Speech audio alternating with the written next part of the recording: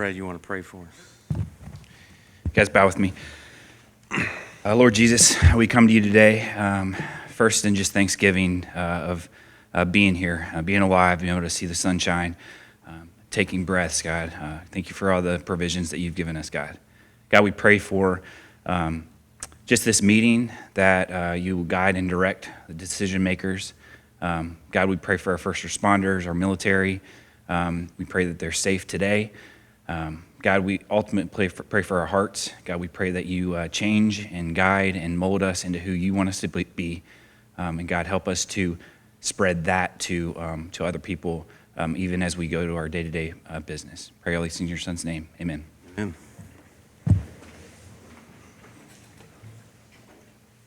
Pledge allegiance to the flag of the United States of America and to the republic for which it stands, one nation, under God, indivisible, with liberty and justice for all.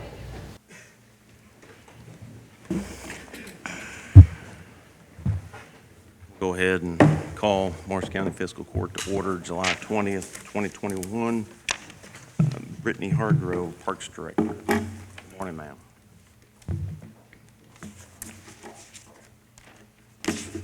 Hello, everybody. Morning. All right, y'all get comfortable. This is not going to be one of my quick little updates. We're going to actually hit some stuff, and we're gonna go through a few things. So, first, I'm going to get the easy one out of the way. The Miracle League is getting ready to go to bid. Yay! We're finally getting there. So that the bid advertisements for that are going to be published in the Sun and in the Trib, I believe, is what they said, on the 25th and the 27th. So that's coming up quick. So with that being said, according to the new grounds policy, I needed to get your approval to be able to place the coming soon signs up on 68, and then at the exit of the park. We had approved getting those signs in our last park meeting, but then I needed to get approval to actually place the signs according to the new grounds policy. So that's my first thing I needed. Can you explain what would go on the sign? Yes, so that would have the architect's renderings of what the facilities will look like, and then it will have our logos, CFSB's logos, CMS, BFW, and then after the bids come in, we'll be adding the logos of any other partners that come on then. And those are just the standard 4x8 sign that you see out at construction sites and things like that. So moved. Second. All those in favor say aye. Aye. Any opposed? Motion carries. All right, that was my easy one. Now we're going to talk about day parks. We have got a lot of day parks that we have in our parks department. And I think that's one thing that a lot of people don't know, is that it's not just Mike Miller, but that we also have so many day parks in the county.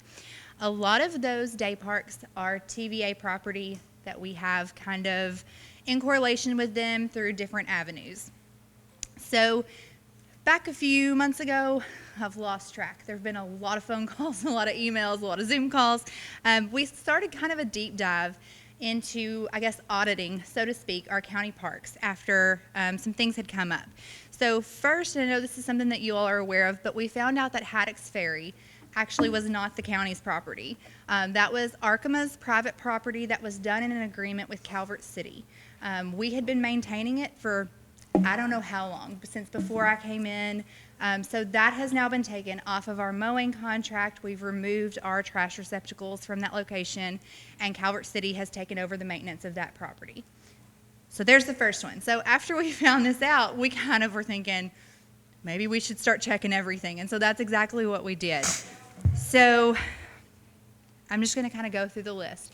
There's a lot of information here. Some of it I'm still trying to get my head around as well, because a lot of it has changed with each TVA call. I feel like we've gotten new and different information. So if I say something that contradicts, let me know, because I've gotten contradicting information about a lot of these things, and we think we have finally narrowed down accurate information on most of these. The first thing that I want to talk about is there are two ways that we obtain land with TVA, and that is through a license or an easement. Those are our two ways. We currently have properties done both ways, okay? For example, Buckhorn has been under an easement. We're going to talk about that one specifically here in a little bit. Some of our other day parks are just done on a license. The big difference there is a license is a 30 to 60-day revocable license. And the terms of that are set up more specifically whenever you enter into the license, but either a 30 or a 60-day. I want to preface the rest of this by saying this. TVA has assured us repeatedly, Brad has been on most of these calls as well, they don't come in and just revoke your license. They were giving us actual examples of lots of people that have properties under a license with them that don't do anything that they're supposed to do or do all the things they're not supposed to do, and they work with them to fix it. So it's not a situation where we're going to have something on a license and they're going to come in and say, oh, never mind, it's not yours anymore. It's just a 30 to 60-day revocable is what that is. For this 30 to 60-day revocable license, there is a one-time application fee to obtain the license. That one-time application fee is $1,500 for the property. Okay. With the license, you have to have an environmental review done of the property and possibly a cultural review. But the environmental review is the only thing that is for sure required. So that's what goes into obtaining a license on a property. The second option for acquiring land with TVA is an easement. The easement is much more in depth, much more in detail, and much more costly. So for an easement, you're looking at an estimated $20,000 to $30,000 for a parcel of land, and that is with a $5,000 application fee. Okay?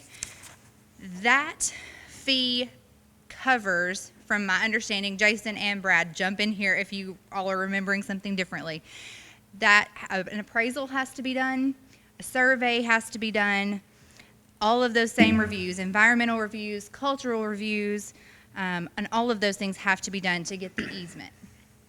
The biggest difference here is that the easements are either 25 or 30 years. Some of our older easements that we had were done for 30 years. It looked like, from what I'm seeing and understanding, most of the newer easements are done for a period of 25 years. Okay. Now let's talk about the difference in why you would go one route over another. So they said the main reason people go for an easement over a license is if they are having to obtain funding through a loan or something like that to build a large-scale project on the property, that a lot of banks or financial institutions will require that easement because they want to know that you are for sure going to have that land for an extended period of time. Okay? Or like a campground or a resort. Yes, if you're going to be putting something like that on it, an easement is probably your better option. If you don't have any large construction plans for the property, then a license is perfectly acceptable, and that's what we have on several of our properties. I'm not sure what the decision behind license versus easement was on our old properties that we had done this on, but it did look like some of the newer properties that we had obtained had gone with a license.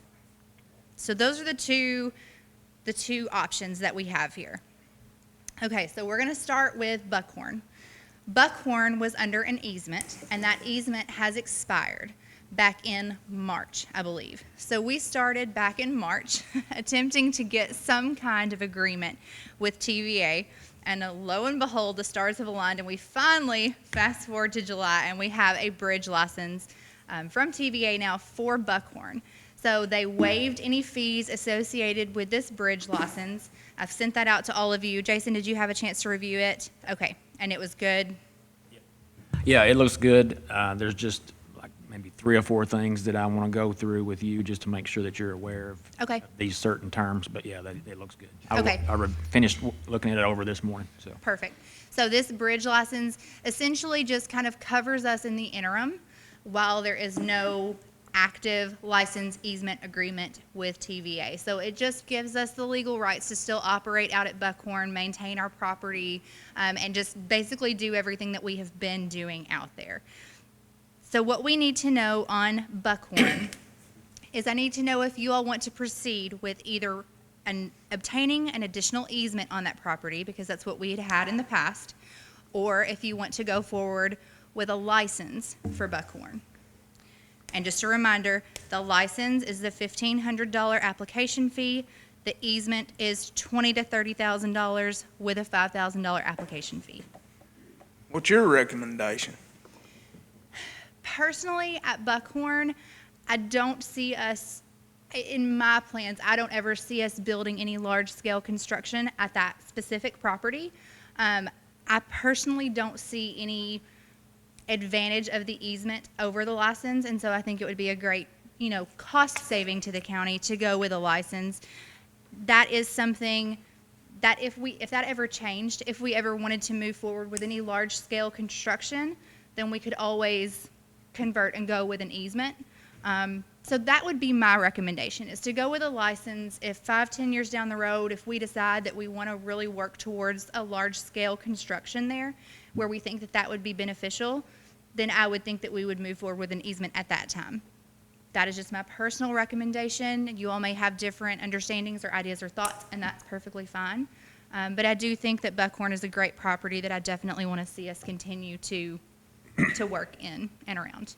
So that licensing fee of $1,500 is annual? No, that is a one-time fee. Oh, it's just a one-time, well, Correct. but is it an annual license, though? It will continually renew unless somebody says, I don't want it anymore. Okay, so it's not $1,500 a year? Correct. To renew We pay it. it one time to obtain the license, and Okay. then we don't pay that again. It automatically renews. Correct. Whereas with the easement, we would be paying this $20,000 to $30,000 every 25 years. And if the license is anything like the bridge license that they sent us, I mean, you can put stuff on there, fixtures and things like that, and it still be our property. So we Yes. could move it if we wanted to, if they wanted to evict us. Yeah, and another thing with that too, with the license or the easement, either way, and we're going to talk about this in more detail when we get to another park specifically, but when we are working to get these licenses with TVA, we really have a lot of freedom to kind of influence the language that are in these licenses. We can outline any future plans that we want to take place at that park, as far as if we want to build a new pavilion or anything like that. We specify all of that in these licenses or in the easement language, but we can also set forth any rules or anything like that that we want to put in place at these properties. And then that way we can enforce that and manage that property as we want.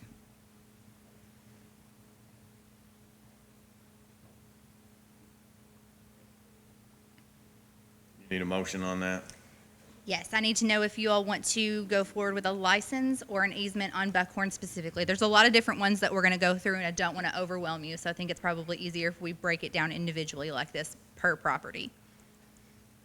I move we move forward with the license on Buckhorn Bay Park. Second. All those in favor say aye. Aye. Any opposed? Motion carries. Okay, so our next one up is Lakeland Wesley Village. That one is currently on an easement as well, and that is set to expire in October. So I want to kind of get ahead of the game on this one. Obtaining these licenses and the easements are not a quick process, so I want to try to prevent as much of a carryover as we have had on Buckhorn. So Lakeland Wesley Village, same exact thing. If you all want to continue managing Lakeland Wesley Village Day Park, then we need that option of going with a license or an easement if it's something that you all want to continue to manage. Yeah, I want to see it continue managed. Okay. It's utilized out that. Okay, so I just need to know then license or an easement on Lakeland Wesley Village. I make a motion that we go forward with a license in Lakeland Wesley Village. Second. All those in favor say aye. Aye.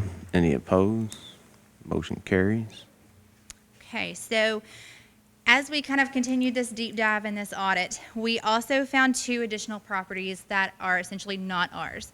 These are Little Jonathan and Big Jonathan. Both of those areas, when I got to looking into that, Little Jonathan was actually licensed by TVA to Fish and Wildlife, originally in 1998, and then that license was renewed or updated in 2008.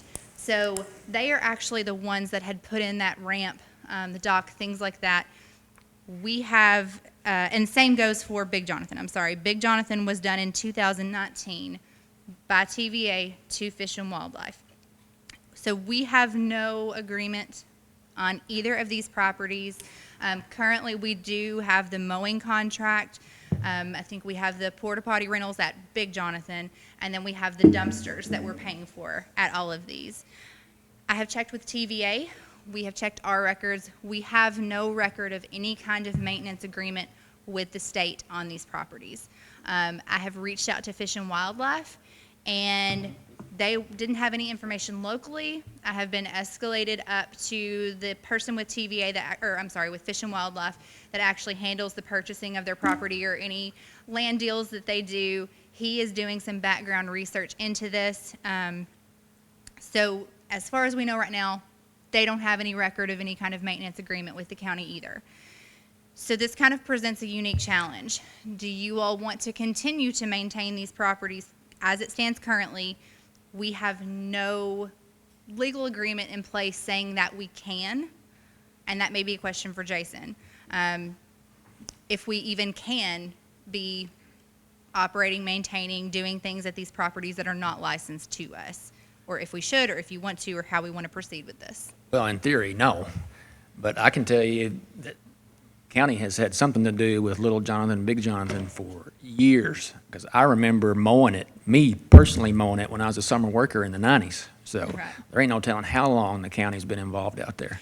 And what I'm finding out is that Fish and Wildlife at some of these properties, they thought that TVA was doing the maintenance. Fish and Wildlife didn't even know that it was us doing the maintenance. They thought TVA was doing it. TVA assumed Fish and Wildlife was doing it.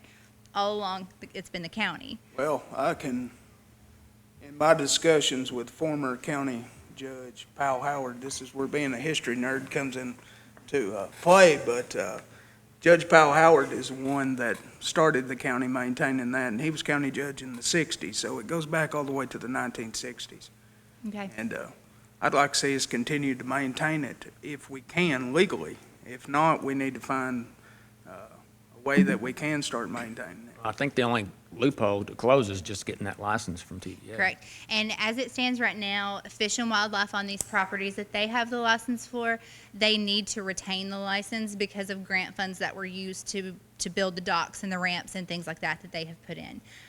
What I have done is I'm trying to get a definitive answer from Fish and Wildlife. If we were to pull our maintenance of them, will Fish and Wildlife take over the maintenance? Because nobody wants to see these parks just, abandoned and grown up and not taken care of. So I've reached out to Fish and Wildlife for some clarification, and I want an answer in writing, of course, that will say, yes, we'll take over the maintenance, or, hey, let's work out some kind of agreement.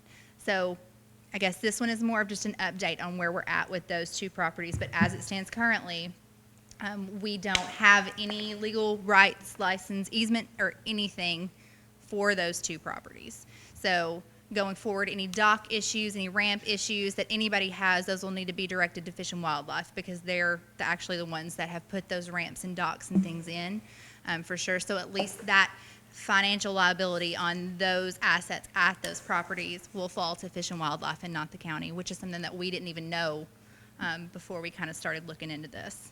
Brittany, do you know, in the communications with Fish and Wildlife, do they actually maintain sites throughout the state?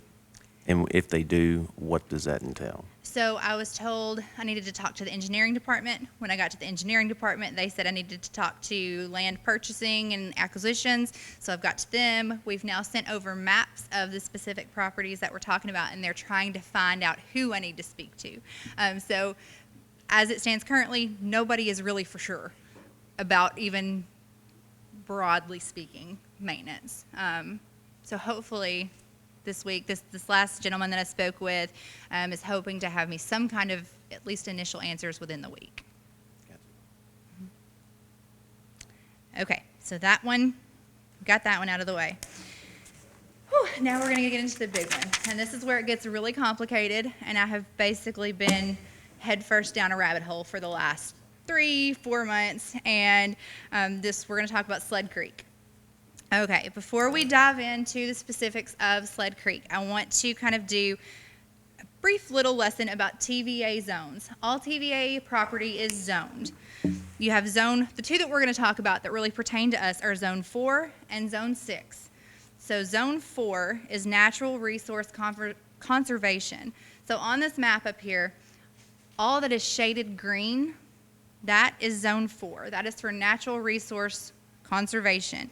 And their definition, one of their definitions of what this type of property can be used for, informal recreation areas maintained for passive, dispersed recreation activities such as hunting, hiking, bird watching, photography, primitive camping, bank fishing, and picnicking.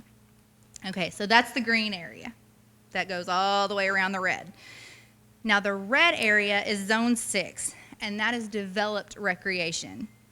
Developed recreation, according to them, can be water access for small parcels of land that's generally less than 10 acres and shoreline areas that are conveyed to public agencies. They can be recreational opportunities, facilities, that is more than just like launching a boat or, those kinds of things. And then also for commercial use. So this is property suitable and capable to support commercial water-based operations, including areas that have been conveyed for commercial recreation. Okay, so those are the kinds of things that the red area is for. Those are the kinds of things that we like. What are our properties are Zone 6 that we have with TVA for developed recreation. Okay, so we have been operating under the assumption that Sled Creek was one of our county parks. And we have found out that that is not the case. This is another situation where on one of the first 5 conference calls that we had, we found out that it was licensed to Fish and Wildlife. So our big issue that we were having, and Eddie, chime in at any point, because we've been working with you guys a lot on this as well. There's so much, what do you call it? What do you want to call it?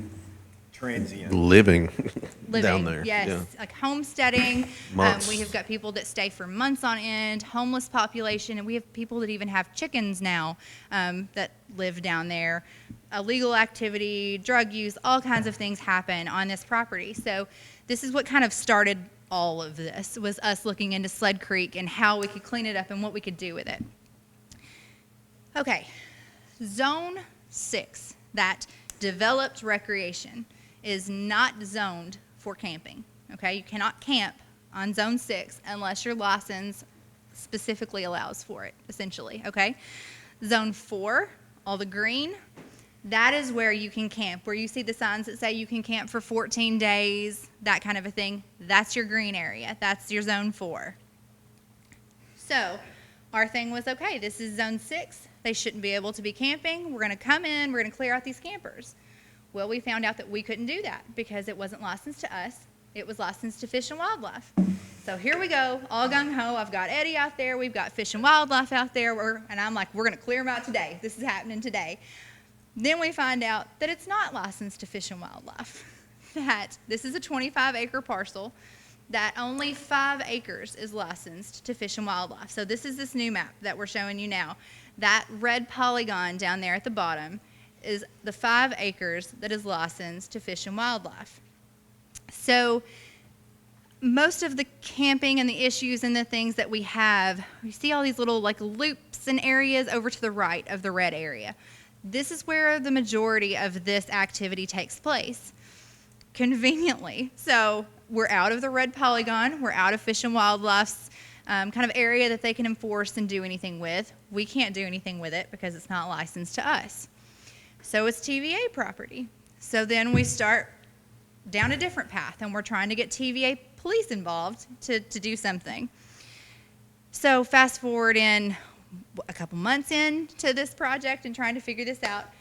So now we have found out that if Zone 6, this is us, Zone 6, the red, if it is not licensed to anybody or on an easement with anybody, then TVA treats it as Zone 4, okay? So because all of the big red section was not licensed to anybody, they're going to treat it like the green section, which does allow the camping, okay? So the campers can be there, technically. The problem with that is that there's nobody out there to enforce this 14-day limit, and technically speaking, really, if they move a foot over, they've moved, at their 14 days. If you're on the water, you have to move a river mile down, but that kind of rule doesn't really come into play for on the land. So technically speaking, you move your camper, your tent, or your tarp, or whatever you're in out there over a foot, and you've moved in 14 days. But there's nobody to enforce any of that.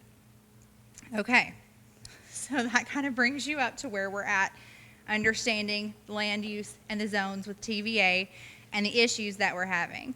Brad, can you pull up some of the pictures of some of the things that we've seen at Sled? These are fairly recent pictures of some of the things that are going on at Sled Creek. I went out to try to get pictures again, but it's not even, I didn't need to be down there, just kind of roaming around. So we actually have a site visit coming up tomorrow with TVA. TVA police and some of their recreation managers are going to come down. We're going out there. We've got some, the sheriff's office is going to come out with us. We're actually going to be doing a site visit on this property so that they can lay eyes on it and see it themselves.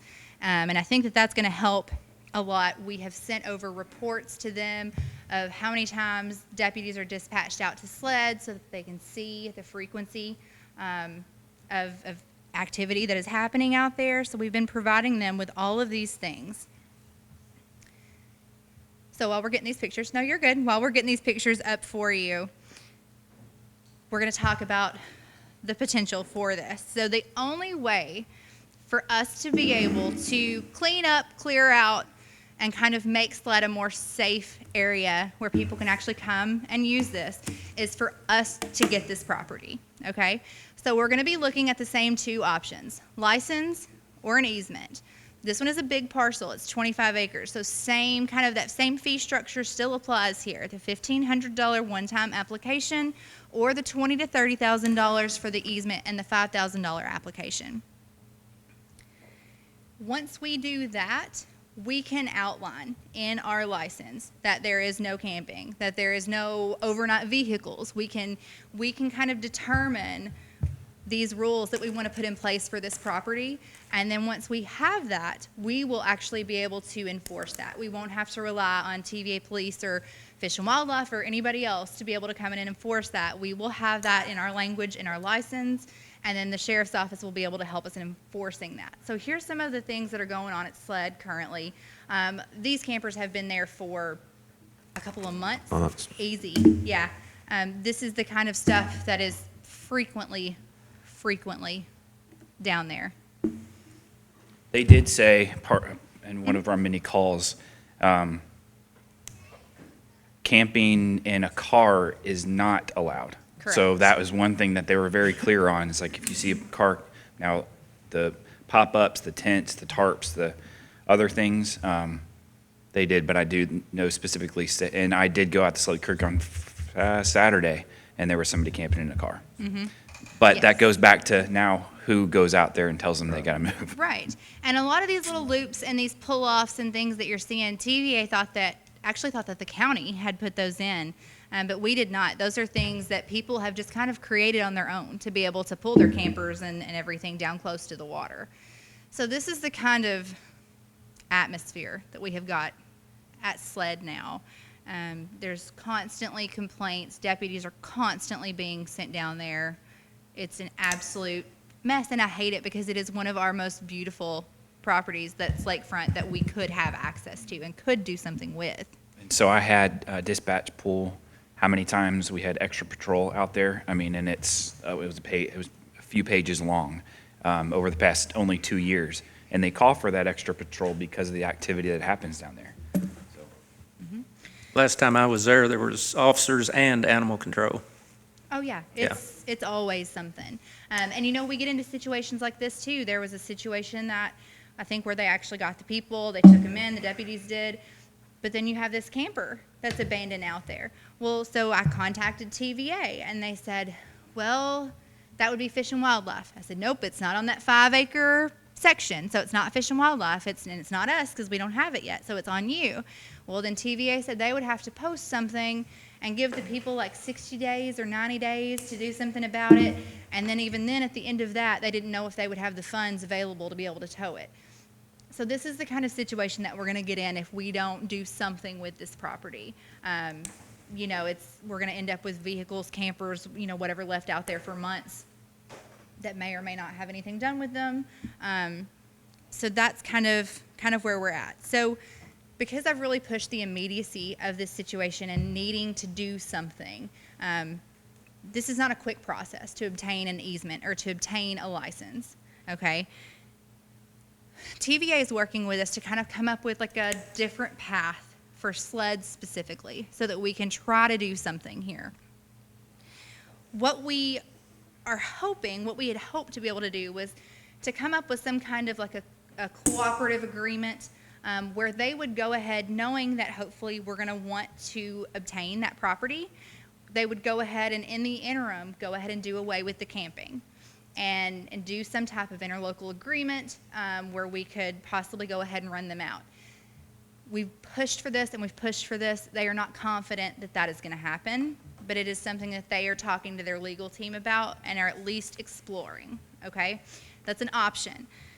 If we are going to go forward with a license for Sled for that 25 acres, they've come up with kind of a shortcut path to hurry up and get us something in the short term. So instead of just going forward with a regular license application, the land use application, like we would do with any of these other properties, we could do a two-phased approach to Sled specifically.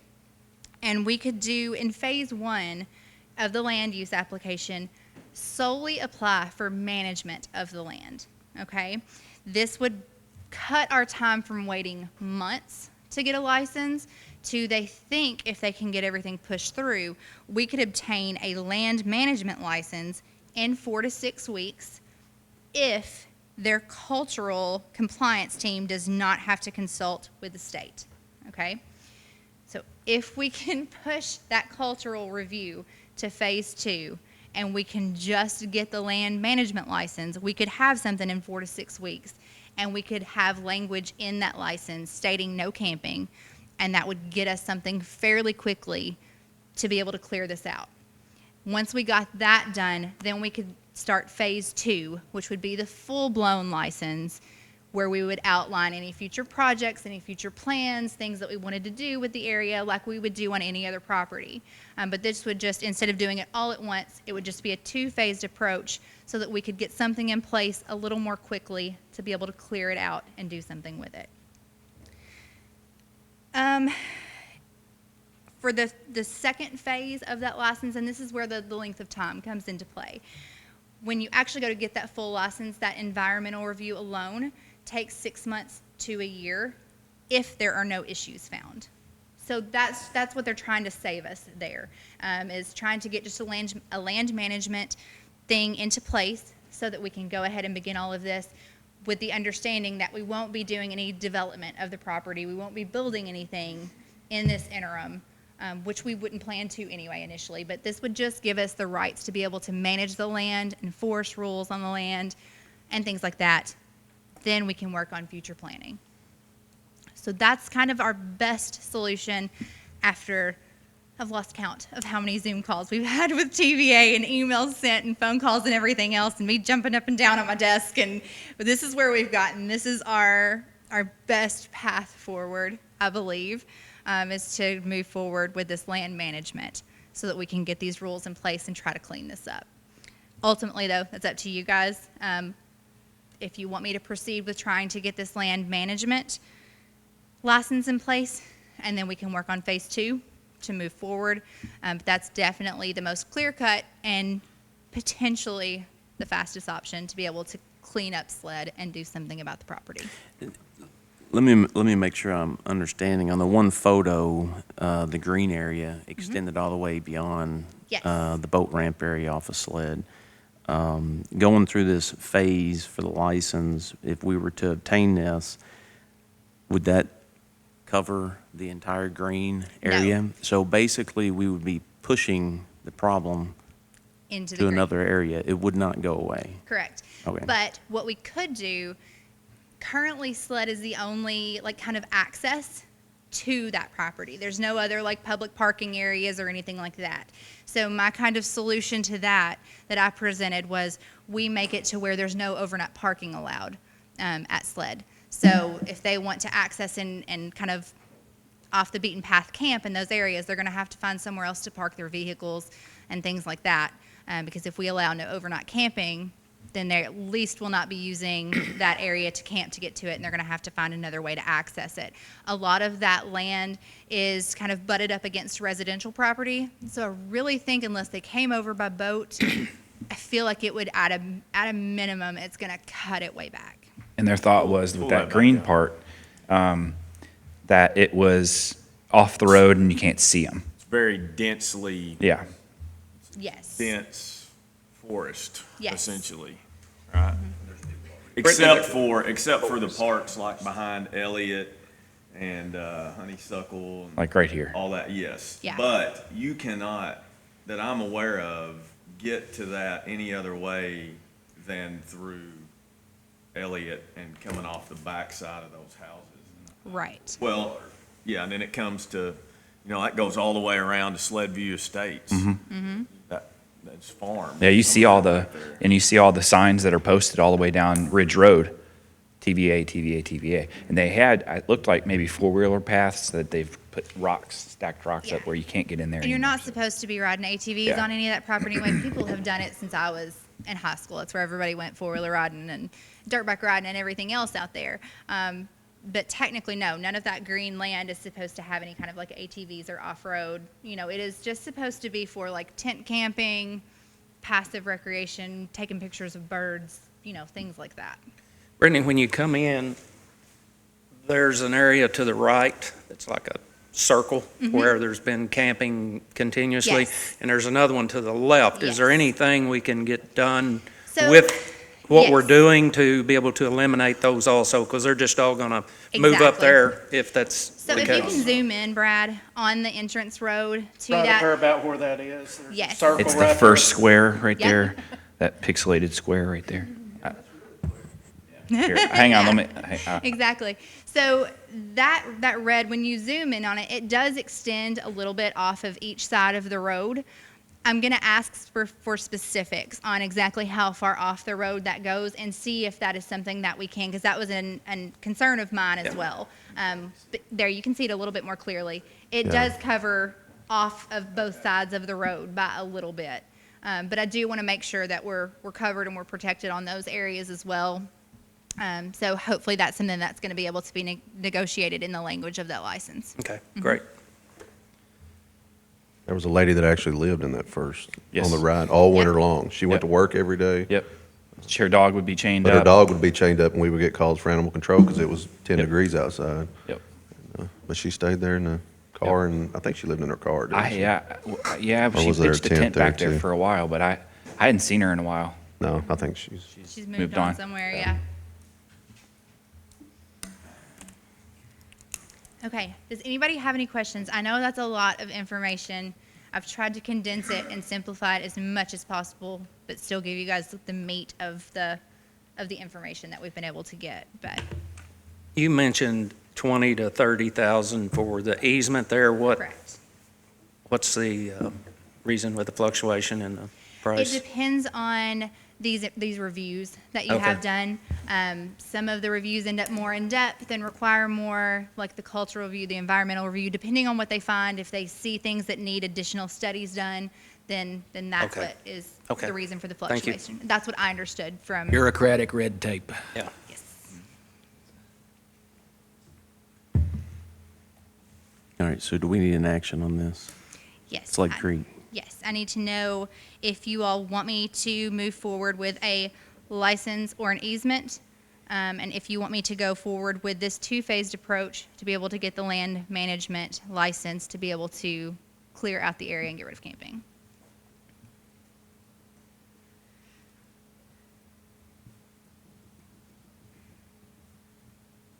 I'll make the motion that we move forward with the license process in a two-phased manner Okay. for Sled Creek. Is there a second? Second. All those in favor say aye. Aye. Aye. Any opposed?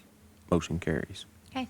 So as far as any of the other day parks, now that we've got the hard stuff out of the way, the WAC Pack did end their lease. So we have taken over that Aurora Community Park. We have had one reservation that has been made so far out there, but we are open to take other reservations for the pavilion out there. And then we have also gotten the community building at Hardin. We are working on doing some things to that to get that ready, but we are taking reservations for rentals out at the Hardin Community Building as well.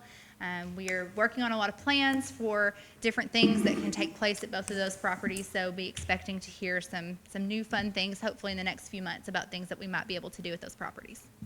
And I think that covers all of our day parks. Anybody have questions for me concerning any of that? I'll update whenever I do hear something back from Fish and Wildlife regarding Little Jonathan and Big Jonathan. In the meantime, I guess we will just continue as we have been until we can get some kind of confirmation about what they're willing to step in and do on those. Thank you. Appreciate it. Thank you, guys. You weren't one of the ones that was riding four-wheelers and drinking beer back there. So. Never. No. I was at church. I'm a good girl. We made sure before we hired her that she hadn't been. Never been to Idaho. Never. Oh. All right, real quick, the public hearing was at noon, so we're not, the one thing is we can't start before noon, so we're good there. I'm sorry, 10. So let me go ahead and read the public announcement. Public hearing notice, Marsh County Fiscal Court. The Marsh County Fiscal Court will hold a public hearing at approximately 10 a.m. on Tuesday, July 20th, 2021, in the Fiscal Courtroom, Marsh County Courthouse, Benton, Kentucky. The hearing is required prior to expenditure by unit of local government of state-derived tax revenue on roads. Anyone unable to attend may submit written comments prior to the hearing to Kevin Neal, Judge Executive, Marsh County Courthouse, 1101 Main Street, Benton, Kentucky, 42025.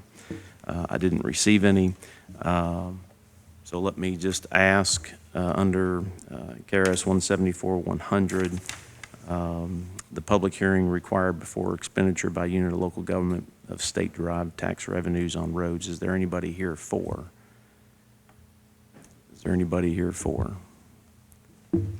Is there anybody here for? Is there anybody here against? Is there anybody here against? Is there anybody here against? Okay. Hearing none, we'll exit the public hearing.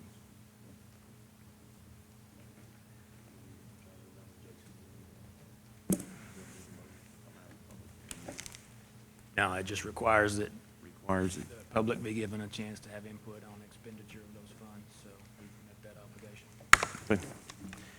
obligation. Item B under guests, 911 Director Chris Freeman. Judge, before I get started, I just want to tell you, I'm in a hurry.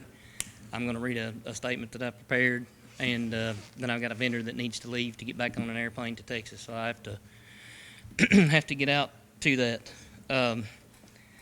So I prepared a personal statement, which I'd like to read to the court. I ask you to allow me to read this statement in its entirety without interruption. I'm an employee of the Marshall County Fiscal Court. Under the Administrative Code, I'm afforded several rights and protections as an employee. Section 5.45, complaints relating to suspected alleged discrimination on the basis of a handicap status, and 5.48, prohibited workplace conduct, has been repeatedly violated. Under Section 5.45, employees are protected from discrimination based upon a disability. Under Section 5.48, employees are free from threatening conduct designed to create a hostile work environment, to intimidate, or to interfere with the individual's work performance. On August 19, 2019, Attorney Kenny Sizemore sent a written complaint to Judge Executive Kevin Neal regarding Commissioner Sprague's conduct on July 18th, where he accosted me for my hearing disability. The Administrative Code required that I be provided with a written remedy to this complaint within 15 days. I have never been provided with that written response. Commissioner Sprague continued to violate the Americans with Disabilities Act through his retaliatory acts, and has been specifically discriminatory when it comes to me, my ability to do my job in the 911 department expenditures, which were previously approved. No other department head, no other county employee is subjected to Commissioner Sprague's public defamation of character like I have been. I have given notice in a formal complaint to the court on this in writing. I should have been and still should be protected from this retaliation under the provisions of Kentucky Whistleblowers Act and the Americans with Disabilities Act. In the last court meeting, I brought to Commissioner Sprague's attention that this issue with outfitting the 911 center facility was not about the money, as all procurement policies have been followed and all purchases have been within the outlined budgeted monies approved by the court, and all of the purchases have been procured and improved purchase orders. I have further stated that his issues over the past couple of years have stemmed from the legal notice to him that he was in violation of the Americans with Disabilities Act. After once again giving notice to him that he acts discriminatory, he immediately acted on social media to champion a supervisory board to have control and termination of my employment. This formation of a board is further complicated from a legal perspective because in February 2020, as a mandated reporter, I reported a complaint of sexual harassment on behalf of a female 911 employee to County Human Resources. This sexual harassment complaint was presented by myself and Human Resources to the sheriff. Within weeks of the complaint was brought, a black trash bag was hung over my office door in retaliation. In August of 2020, a private meeting was held in which Commissioner Spraggs and the sheriff enacted a plan with a group of first responders to create a plan to get rid of me. In a statement I obtained through open records from the county, it was stated that the responder that if I would just show up and take my beating, and then a plan to get me fired should include a petition of no confidence. The sheriff publicly stated in the paper that he was leading the charge. His actions were retaliatory for me having brought the sexual harassment complaint against one of his deputies. Trying to protect a female employee ultimately led to a petition of no confidence signed by over 160 responders. Commissioner Spraggs is now calling for the formation of a supervisory board over my employment by the very responders who signed a petition against me because I had filed a sexual harassment complaint. Once again, I should have been protected from this retaliation under Kentucky Whistleblowers Act, the Admin Code, and the ADA. In late August 2020, I filed a complaint to the court on behalf of myself and my employees who were being retaliated against. I received a letter stating no protections could be granted to us. The most recent actions from Commissioner Spraggs have halted more than once the completion of the 911 Center. Building and completing the 911 Center is a specific job duty that I was given in writing, yet under Section 5.48 of the employees are to be free from conduct designed to interfere with an individual's work performance. I'm giving the court notice that, once again, you're in violation of the law enacted by the ordinance establishing the Administrative Code, the Americans with Disabilities Act, and the Kentucky Whistleblowers Act, and the laws concerning reporting of sexual harassment. Everyone else is afforded the executive session to discuss personnel issues except for me. I'm forced to do this. Issues concerning 911 have always been a personnel issue because they link back to the ADA complaint, the sexual harassment complaint. They should have been discussed in executive session, not in open court, social media, or within the news media because of the historic precedent set by Commissioner Spraggs, and others have set to publicly defame me, my work, and my employees. What you're going to witness today is likely another attempt to harass, demean, and discriminate against a county employee who's guilty of nothing but doing the job they were hired to do. Furthermore, it is an extension of the attempt in 2020 that Commissioner Spraggs colluded to impact my employment, stop the funding of the 911 Center, which will ultimately cripple our community's access to public safety services. I also have another statement that I wrote. It's a letter to the public. I wanted to take a moment to address the citizens of Marshall County and the recent events that have misled many citizens. Regardless of information in the news media and posted by various political figures within the community, I have done nothing illegal, immoral, or unethical regarding procurement of goods for Emergency Communication Center. I was hired in May of 2019 and given very specific job duties in which I worked to fulfill. I will attach those job duties to this letter and a list of things I've done to fulfill each duty. The safety and well-being of the 30,000 plus citizens that live in our community and the many more that travel here in hopes to safely utilize our beautiful lake and various other state and national parks is truly what's at stake here.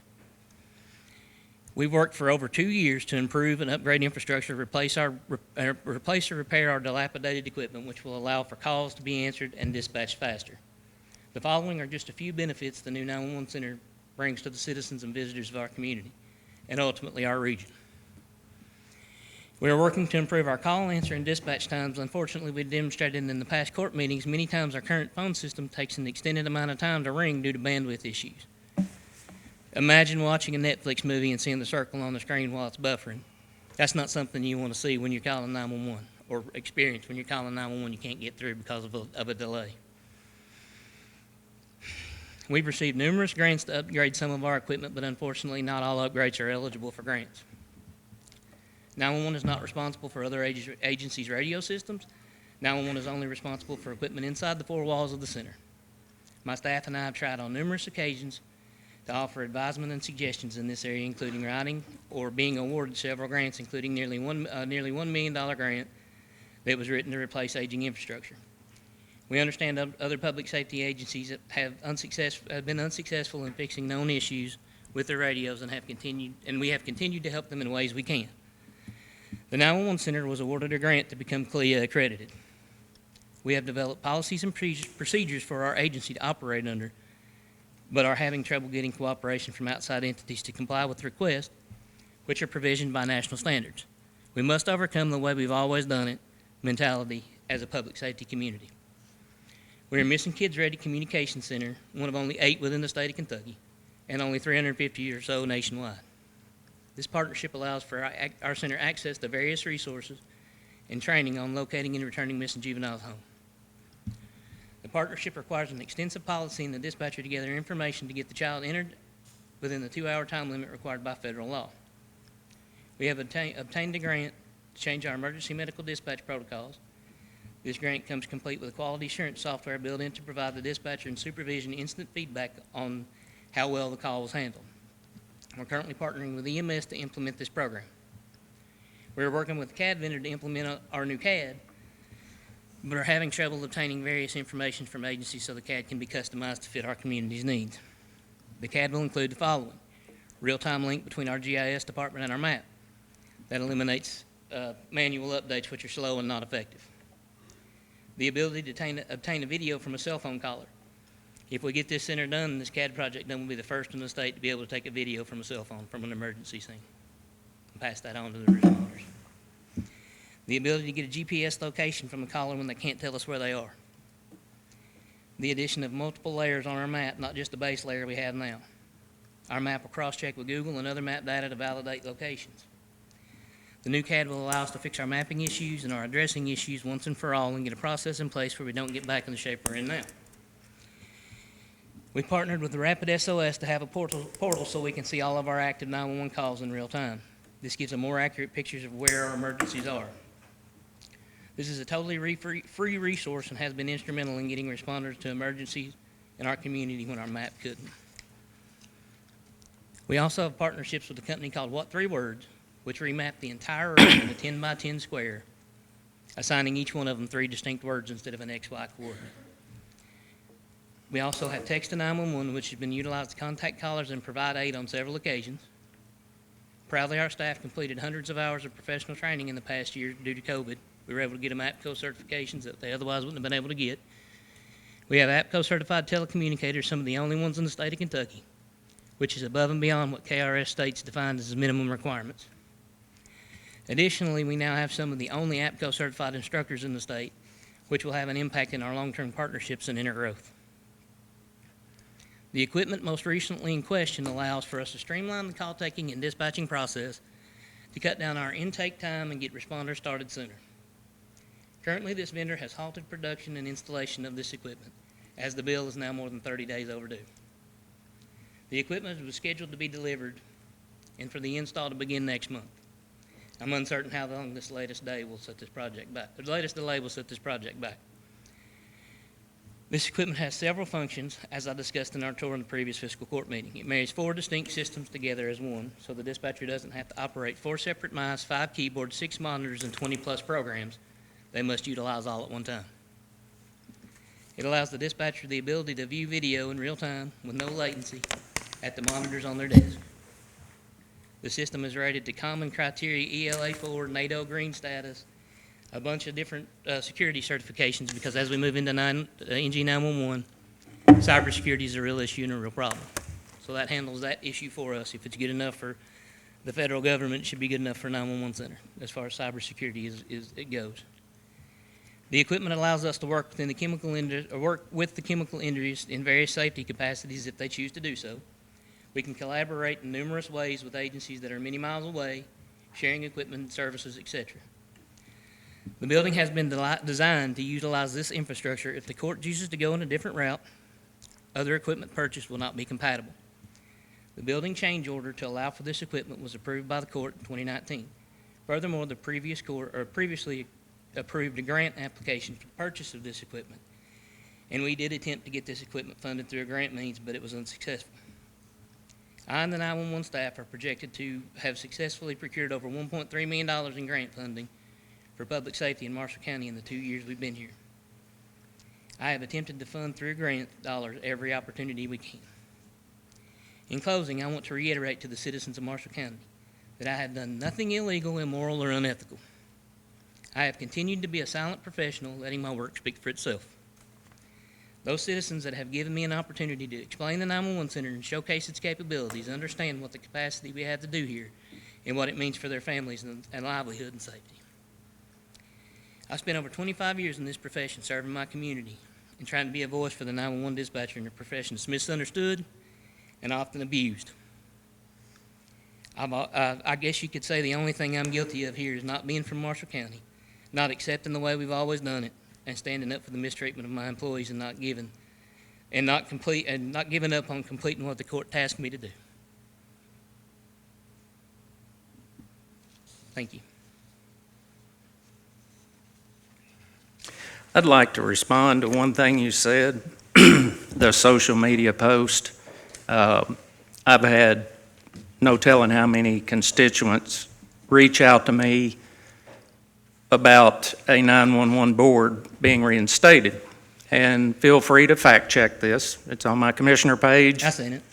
and my personal page. I was And blocked it from said, that. I didn't interrupt you. I would expect the same courtesy, Thank you. okay? Would you support the fiscal court reinstating a 911 board with supervisory authority over spending and personnel? Please respond yes or no in comments. If you want to discuss this further, please feel free to call me at my phone number.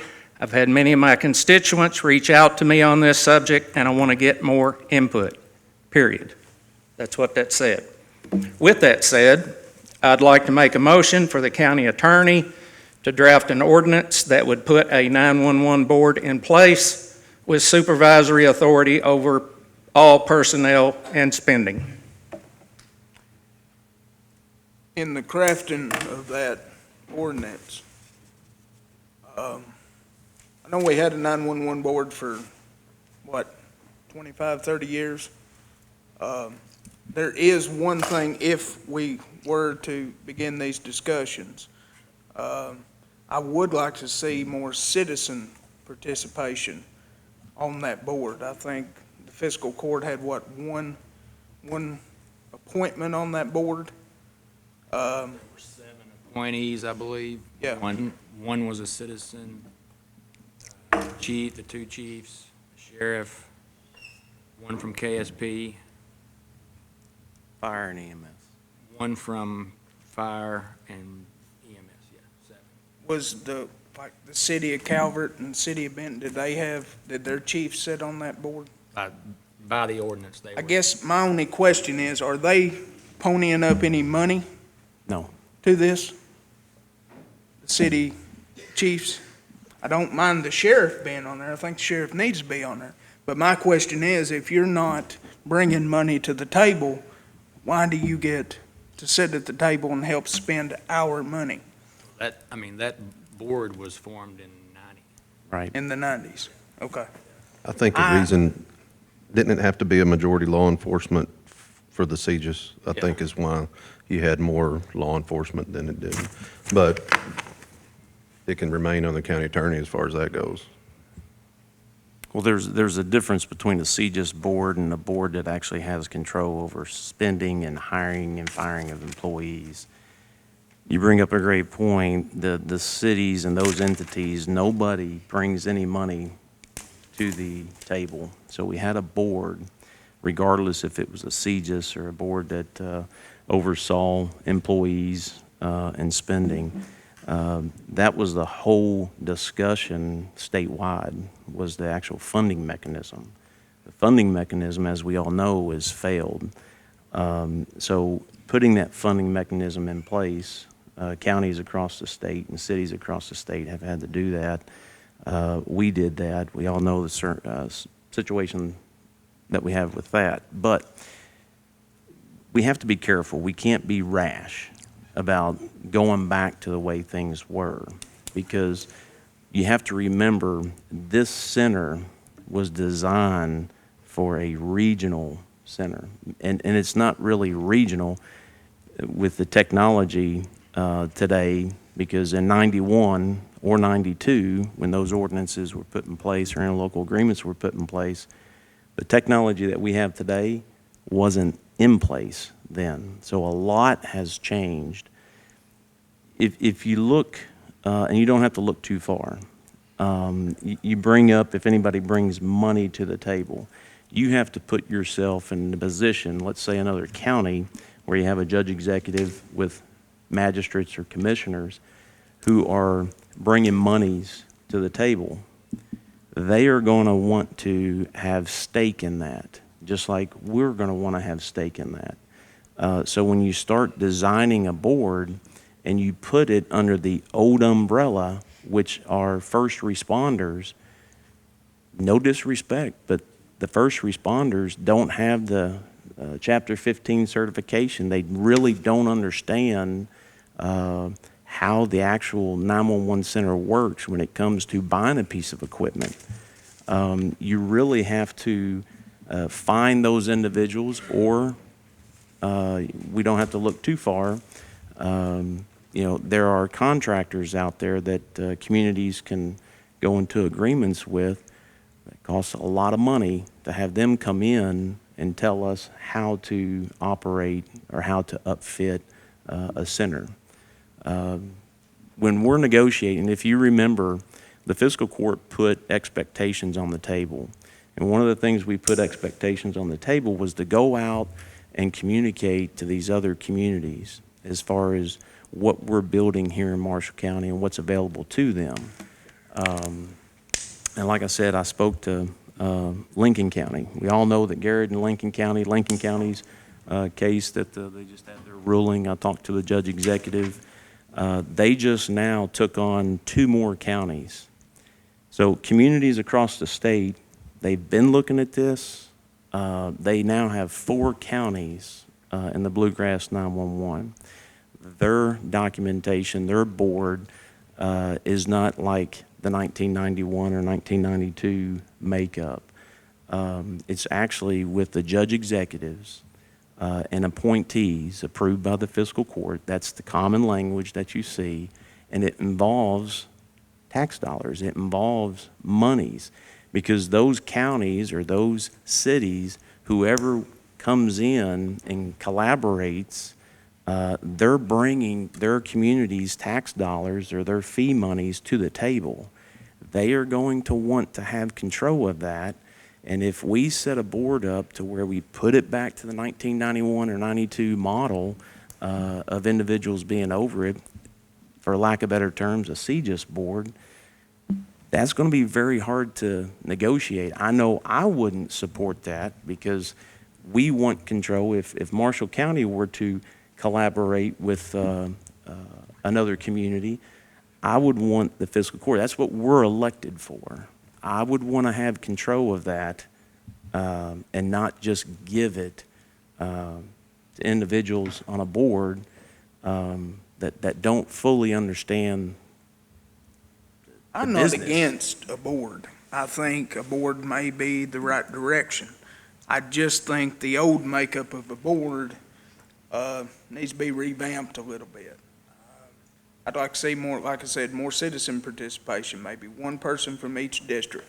I do have concerns about allowing the city of Benton and city of Calvert City to have a spot on there if they're not helping contribute. How much are we subsidizing 911 right now on our budget? It's over $500,000. You Yeah. know? And just so that folks know, there is a board in place. That board was put in place so that the first responders can communicate to the 911 director in how they utilize the emergency communication system. And those policies and those things that those, first responders want to put in place, that's at their level. You and I, we're not talking on radios, we're not responding. That's something that they work out at their level. And to date, that board has been in place for years. 4 at the most, and they haven't met but maybe 3 times. There's an appeal process or a grievance process for those first responding agencies to communicate with the 911 director. We set that up so that we can keep the governmental side of it at our level, because when you have employees, and you ought to hear some of the stories from the employees who actually worked when that board was in place. I know myself, I went to some of the board meetings. I mean, when we built it, per se, and we put the funding mechanism in place, we hire somebody to run it, and then we're going to turn around and give it back to the same board structure that if you've gone down to the current center, it wasn't a Judge? very good working condition.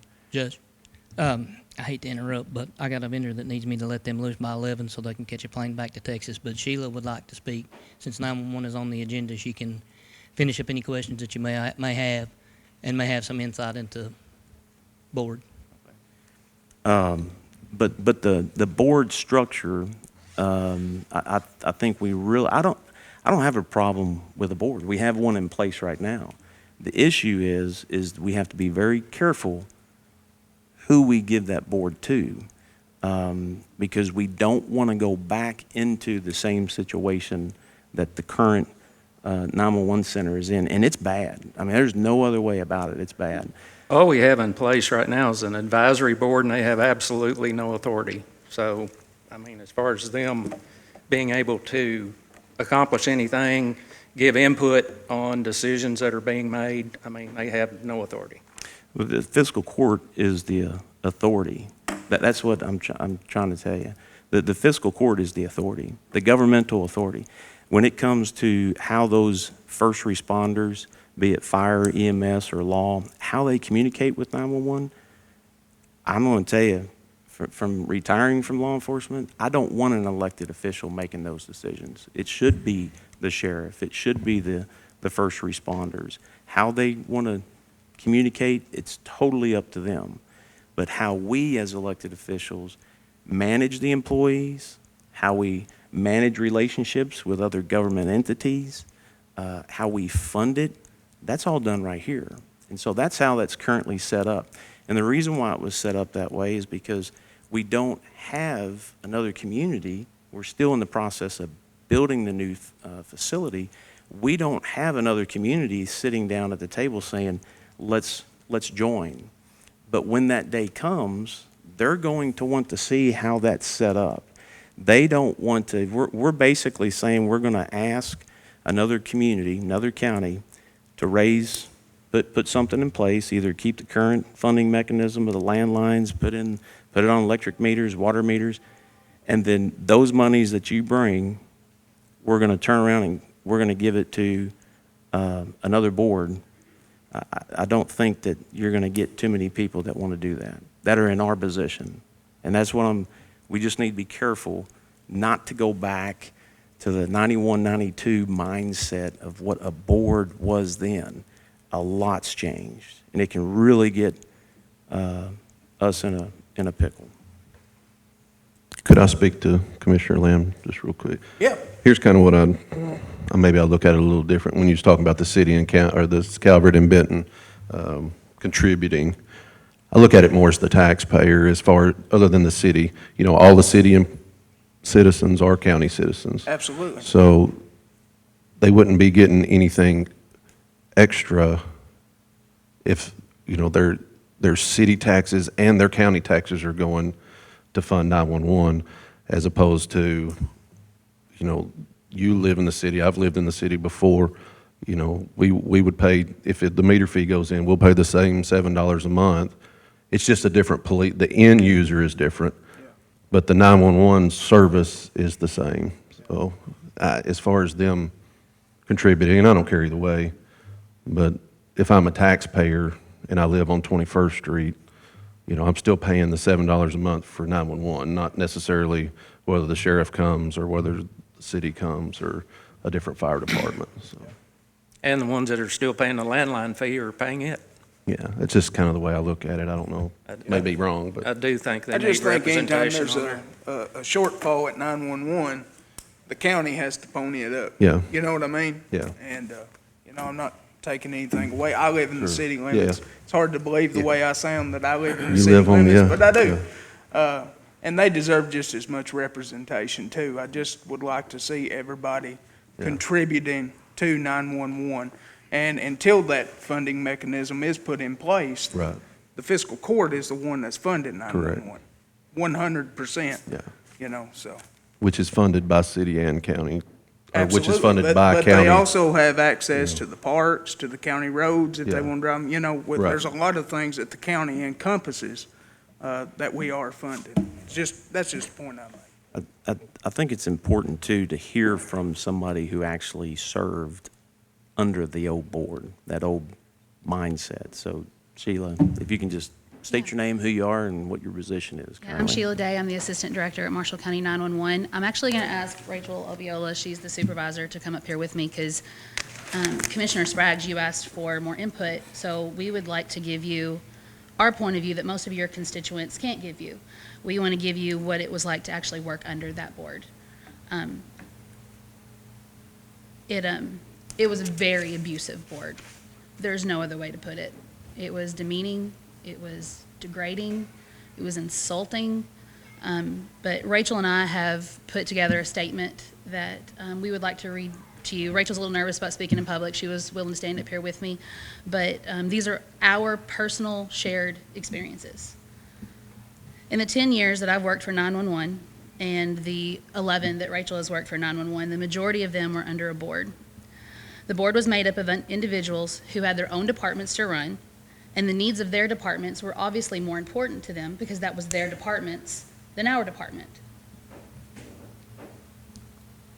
So obviously those needs came first to them.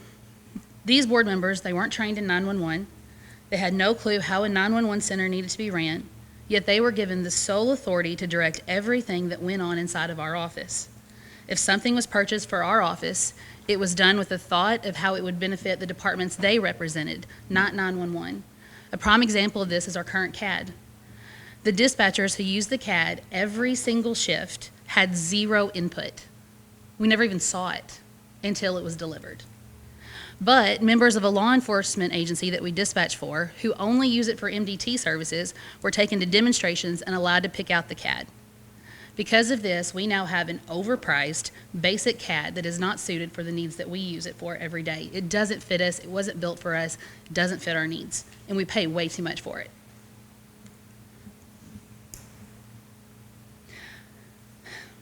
I think you can tell that I'm nervous here today. I think you can tell that Rachel's nervous. We don't take standing here before you lightly. We know that by telling you our experiences that there's going to be those people who attack us and degrading us simply for sharing our experiences. But we also know that it's important for you and for our community, to know what will happen if you put a board back in control of personnel. The years working under a board were by far the worst of our careers. It was a hostile working environment where abuse from the board was not just normal, it was expected. Under the board, it was clear to us that the request for help from the 911 caller, the citizens of our county, the people that we want to serve, was not our top priority. Our number one priority was keeping the board and the personnel within their departments that they represented happy. Simply put, the needs of their department came before the needs of the citizens of Marshall County. The members of the board and the people within their departments were allowed to speak to dispatchers in whatever manner they chose. Rachel and I have both had board members stand over us with their fingers in our faces, shouting at us while we were working at a console trying to take 911 calls. 911 calls from the citizens in our community who were calling us for help, but we were distracted by someone literally pointing in our faces, yelling. Our directors, they didn't protect us. They would walk away and ignore that this was happening because they were also afraid of the repercussions that they would face from the board. On multiple occasions, members of their departments would cause verbal disturbances in our office. They would shout and scream and be such a distraction that we couldn't do our jobs. If we asked them to leave, they would simply tell us no. Who was going to make them? They would continue cussing and degrading us while standing in our office. If we complained to our directors, it went no further. There was nothing they would do to stop it because they were afraid of the board too. If we took our complaints or concerns to the board, then we were given excuses or made to feel like it was our fault. There was one person who would constantly degrade us, and we would take that information to the board, and we were told, oh, that's just how that person was raised. That's just how they are. Just get used to it. That's not going to change. It was just expected.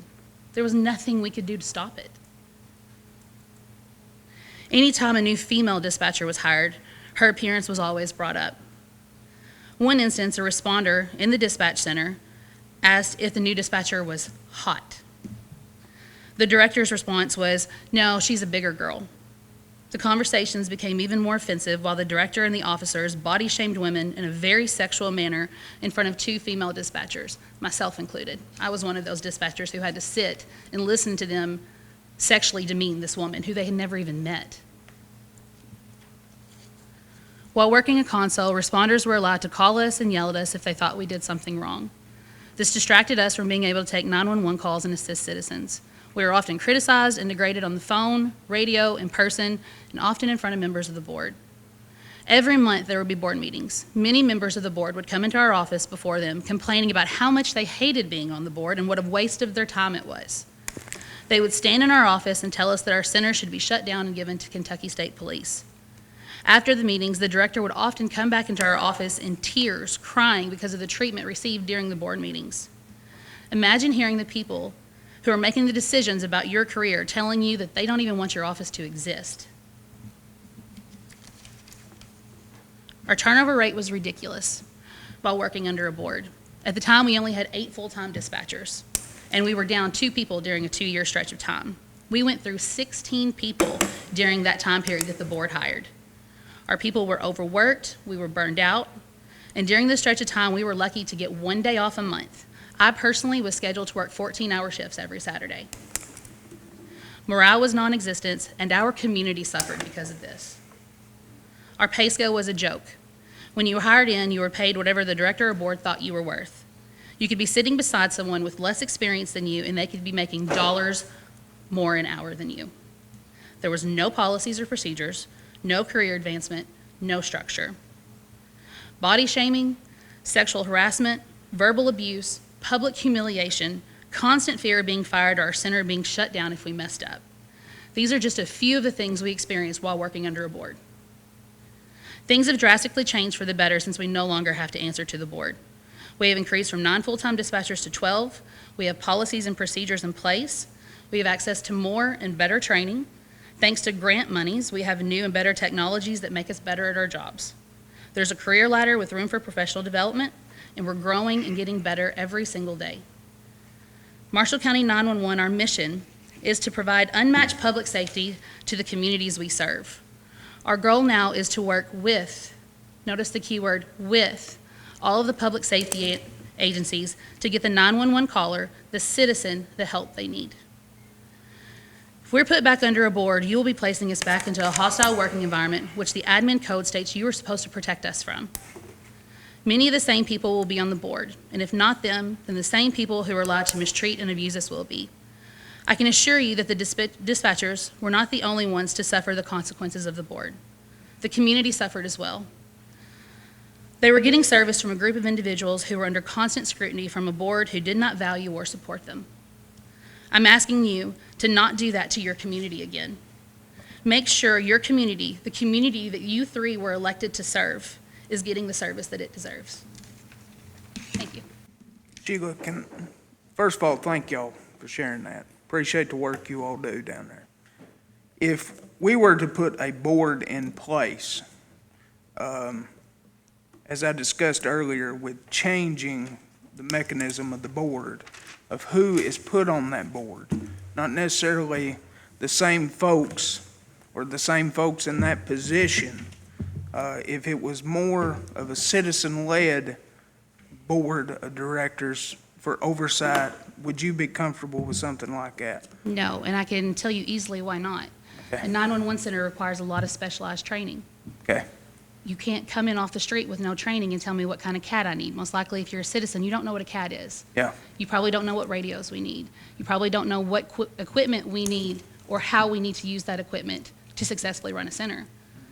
We're there to help the citizens, and we want to do that to the best of our ability. And to do that, we need people who understand and know 911 to lead us and direct us. What if it was a healthy balance between citizens and folks from the emergency responders community? I think as an advisory board, it's great. I think as an advisory board, they should have an input on how we do procedures. Okay. But as far as managing our personnel and our money, that's just going to set us back, and it's going to take us forever if we ever get into that building, if that happens. How long has this advisory board been in place? What year was that? 16, 17. How often has it met?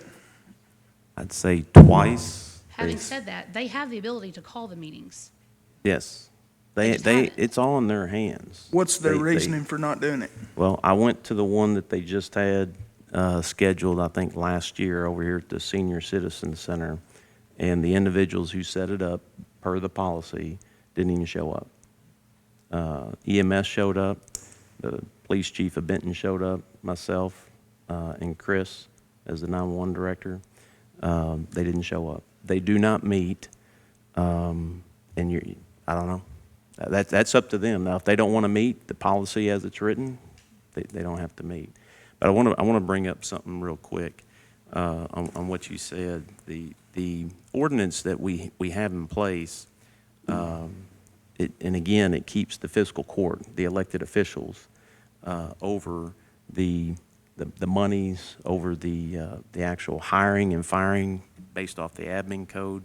Now, in a 911 center, when you have collaboration, and I'm just going to read to you the 4 counties that just recently collaborated.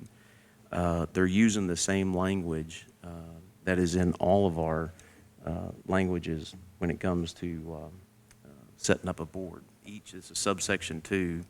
Each of the parties named above individually, and that's Casey, Mercer, Lincoln, and Garrett counties, adopted an ordinance establishing the Bluegrass 911 Central Communication Board. The ordinance shall provide the following.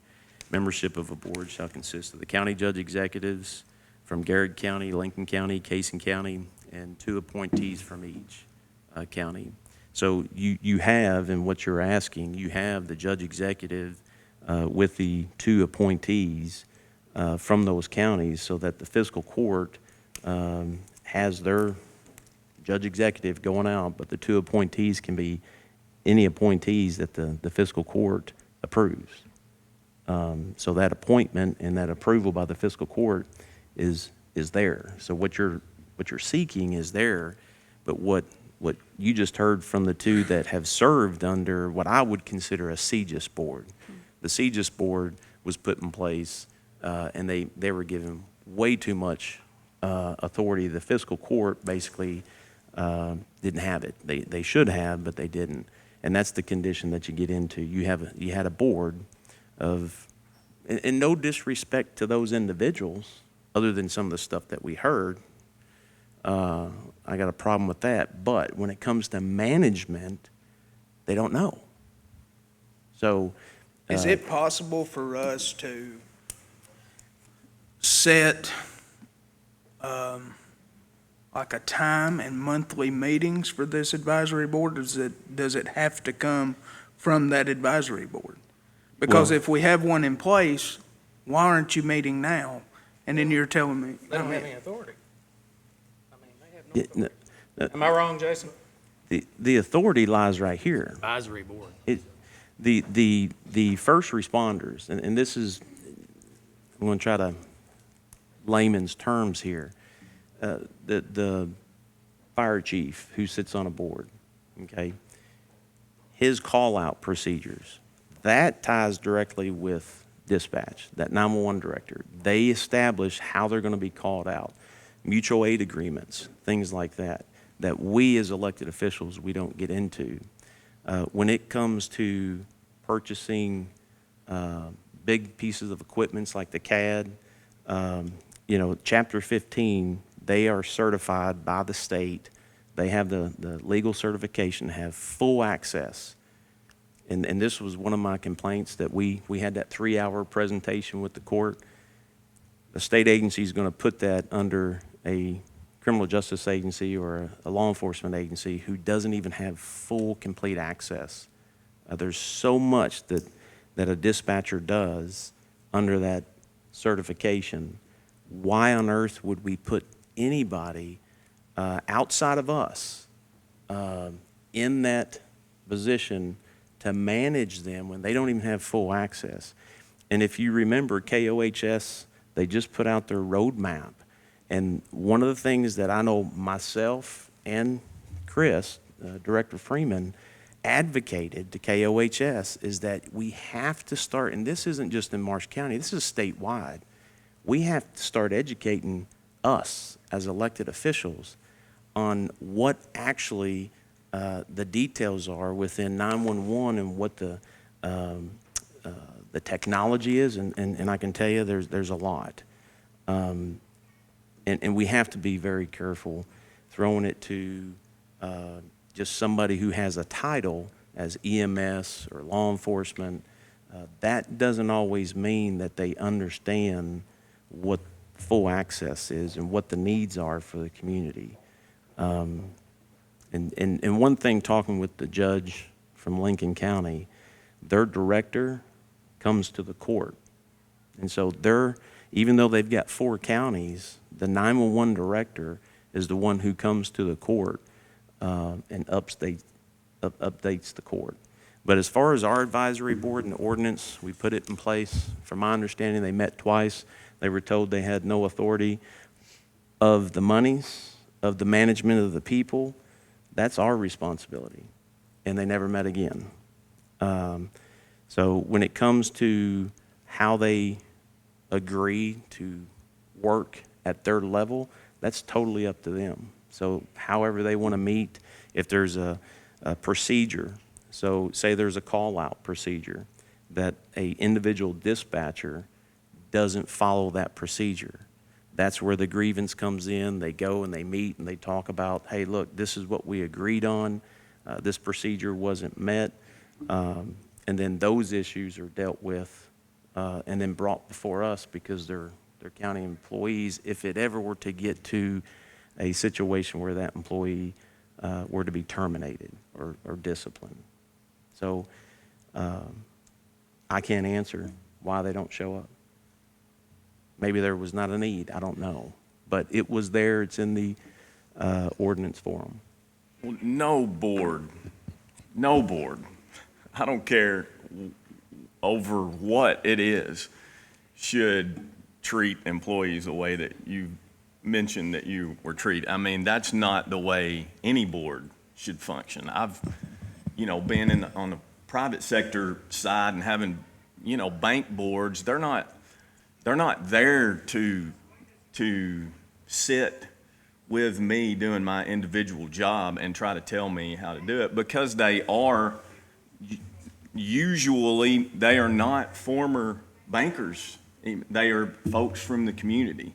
And so, I think no doubt we need better communication. It has, Sheriff and I have talked about this several times as well. We've got to have better communications between our first responders and our 911 center and Sheriff's Department and everybody. We do. Is putting that same board back in place going to help that? I'm not convinced of that. I certainly will listen to those who have thoughts about it. We've talked about it extensively, but no board should be doing that. That's insanity to me. But the other point to that is, I think, extremely valid, that those board members may not have the knowledge to be able to truly be an effective board member on 911. That would be my concern. is, I've been in this position, we've all been in this position for 2.5 years. I know more about 911 than I did, but I certainly learn something every single time that I hear them speak. You know, I don't, it's the same thing if we had that with the road department. You know, if we had a board over the road department, are you gonna get folks that are all road engineers? You know, are you gonna be able to do that and be able to, I mean, I know more about roads than I did, but I still, when I have an issue, I just call him. And then I relay, this is what the road superintendent said, because he knows that. So, I certainly think that there has to be a way to move forward, and get past this animosity. There has to be a way to do that. Is putting a board that was, seems to me, sounds like anyway, I mean, dysfunctional, back in place. You know, you're gonna have to give me some more. I think if a board's gonna be put in place, it's gonna have to be revamped. Well, my motion did not say reinstate the board. It said, Right. I'll read it again, for the county attorney to draft an ordinance that would put a 911 board in place with supervisory authority and personnel over personnel and spending. It did not say to reinstate the previous board. And But I've not made my decision on the board. I haven't. I'm trying to get as much information as I can. I have reservations because as elected officials, we make a decision about the taxpayers' money, y'all can throw our asses out, just like that. But if I put that authority into an unelected board, they're making decisions that they have no repercussions. To me, that is undemocratic. That's not right. On the other hand, I want the first responders to be able to have a voice because they know a hell of a lot more about 911 than I ever will. I'm like Monty. Every month, every fiscal court meeting, it's a learning process for me because I don't deal with 911 every day. There's got to be that middle ground that we can find to end this animosity, because I'm telling you, this animosity is bleeding onto everything. Everything. This pissing contest between this side and that side has got to stop. It's got to stop, and we've got to find a path forward. And we currently, in this county, have 15, at least 15, that I've come up with, functioning boards. And, I mean, there's a reason they're in place. one thing that I just want to share with the court, we agreed as a court to get accreditation. And this is huge for our 911 center. It'd be huge for any agency to get accredited. And the 911 center went for the gold standard to be accredited. And we laid that out, we approved that. We want to see that, obviously, from the conditions that we just heard. And it'll be recognized statewide.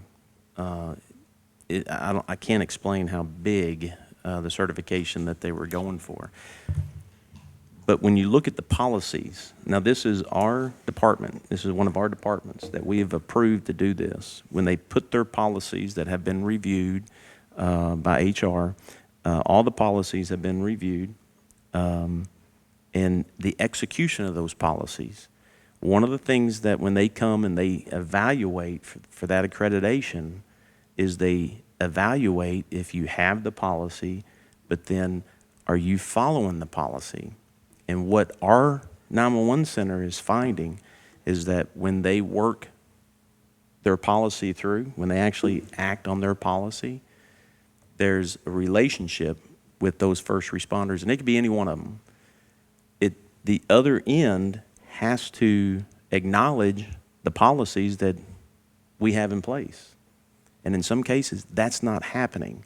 And what happens is when that accreditation team comes down to evaluate, they're going to do their evaluation or audit, whatever it's called. They're going to look at those policies, and they're going to read them, and then they're going to look for, are you following it? And if you are, then you get a check mark. If you're not, you're going to get X'd. And you guys may be able to speak more intelligently on that, but the reason why I bring this up is because it is damaging. And there's so much at stake with having an agency run with policies. It's something that they never had. It protects them. It definitely protects us, and mostly it protects the citizens. So when those dispatchers, when that agency is under our control, implements that policy that we agreed to, and the other agencies are not following it, that's a problem. And I agree, that has to be corrected. And that's just one area. And you know, we can't solve that today, but I do think that we shouldn't rush in without knowing the full details. And right now, we're in the middle of building a new 911 center for collaborating with other communities. And here's just a snippet of what another 911 center in the state's doing.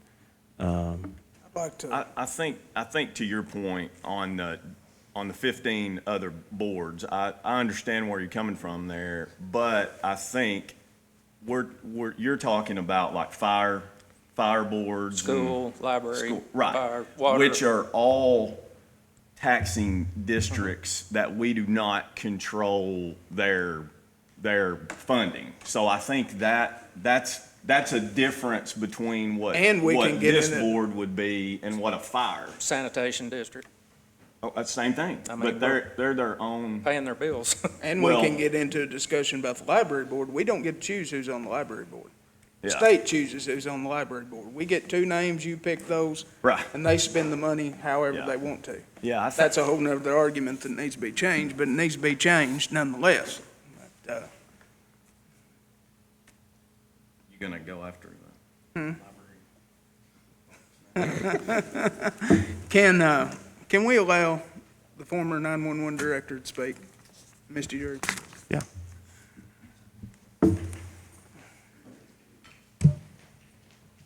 Thank you, Sheila and Rachel. Thank you. You know, I'm not afraid of a fight, but I'm not here to fight. I just agree with you all that we've got to find a way to bring our community together. And thank you to Sheila and Rachel. They're two of the best. I've always had great admiration for Chris Freeman. We have differences of opinion now that he's here as director, but obviously we all as a community want to see a fantastic 911 center. So I just wanted to talk about the other side of having a board. I worked under a board, and some of the difficulties that they explained were actual. It was difficult. It was more difficult when we had a chairman of the board that was at odds with the judge executive, and that happened right off the bat. So that did bleed over into our board. It bled over into our center, and it was difficult to navigate. But I don't want to have you think that a board is not valuable. And I do want to emphasize the point that you all talked about in that citizens, oftentimes, as good as it sounds to have a citizen board, they don't understand 911. And to have a bunch of citizens come in and try to sit on a board and decide what type of technology you use or how those expenses are funded, more important to me is the policy side of it. Every month when we met with our board, we sat down and we talked about policies. So one of the first things I did when I came in is we went through every single dispatch policy. How do you handle this call? If we get an SRT call out for the sheriff's office, which is always very serious, how do we handle that? What's the protocol? Keep in mind that right now there's only one person making those decisions, and that's a lot of the reason why, and I heard the statement this morning, that's a lot of the reason why you have this petition from your first responders, because you have no communication. And all of these agencies, fire, EMS, law enforcement, they have zero input in how these calls are dispatched. So I just want to paint a picture for you, and then we'll stop this conversation, but this is very cyclical in that we depend on our first responders as citizens. They are our lifeline. If we call EMS, we need EMS to come to our emergency. If we've got someone break into our house and we call for law enforcement, they're our lifeline. much the same, 911 dispatch is the lifeline for our responders. And that doesn't mean that their needs are more important than the citizens. It's the same. But we're in a situation right now where our responders feel like they don't matter. They feel like their safety is not an issue. That is where I'm coming from with this. You know my passion for our first responders. You know this. And when I talk to them and they feel like they have no input, they feel like they are not safe. We live in a community with 32,000 residents. Our responders feel like they're not safe. That is not a discredit to our dispatchers. That is a discredit to the system and the way it's being led right now. So I am appealing to you as commissioners, please listen to these people that are saying we've got to have a say. The advisory board that was put in place, albeit with best intentions, if you go back and watch those court minutes from the meetings of the last fiscal court, they struggled because they felt like they were taken away the rights of our first responders to have a say in how these policies were created. And that's exactly what's happened. Now, whether or not they've called their own meetings and had their own discussions about what they're upset about or don't have is irrelevant, because it lays on your shoulders to help them have access to have some sort of a say in these policies and procedures as it relates to their lifeline, which is dispatch. And then to kind of bring that full circle, as a court, you're asking us as the community to support 911 in this new regional capacity, which I think everybody supports 911, but you're asking us to pay a fee, which is almost double what we originally discussed, and there hasn't been any community conversations. You know, we haven't had a chance to see you out in the community and talk about it and discuss, is this something that's good? Do we understand how that money's being spent?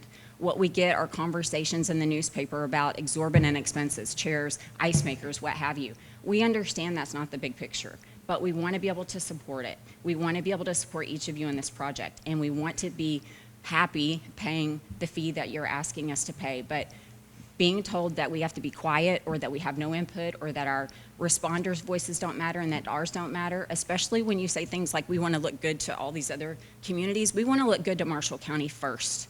We want to look good to our responders first. We want to look good to our citizens first. We want to take care of our dispatchers first. Then if other people want to come on board because we've got the best thing going, great. But I'm asking you not to lose sight of who is here in this community, who's asking questions of you, who's asking for information. And I appreciate the judge's vision of what could be, but we're never going to get there if you don't have the support of the people that are right here, your next door neighbors, your business owners, your community members, and your responders. That's all I have to say.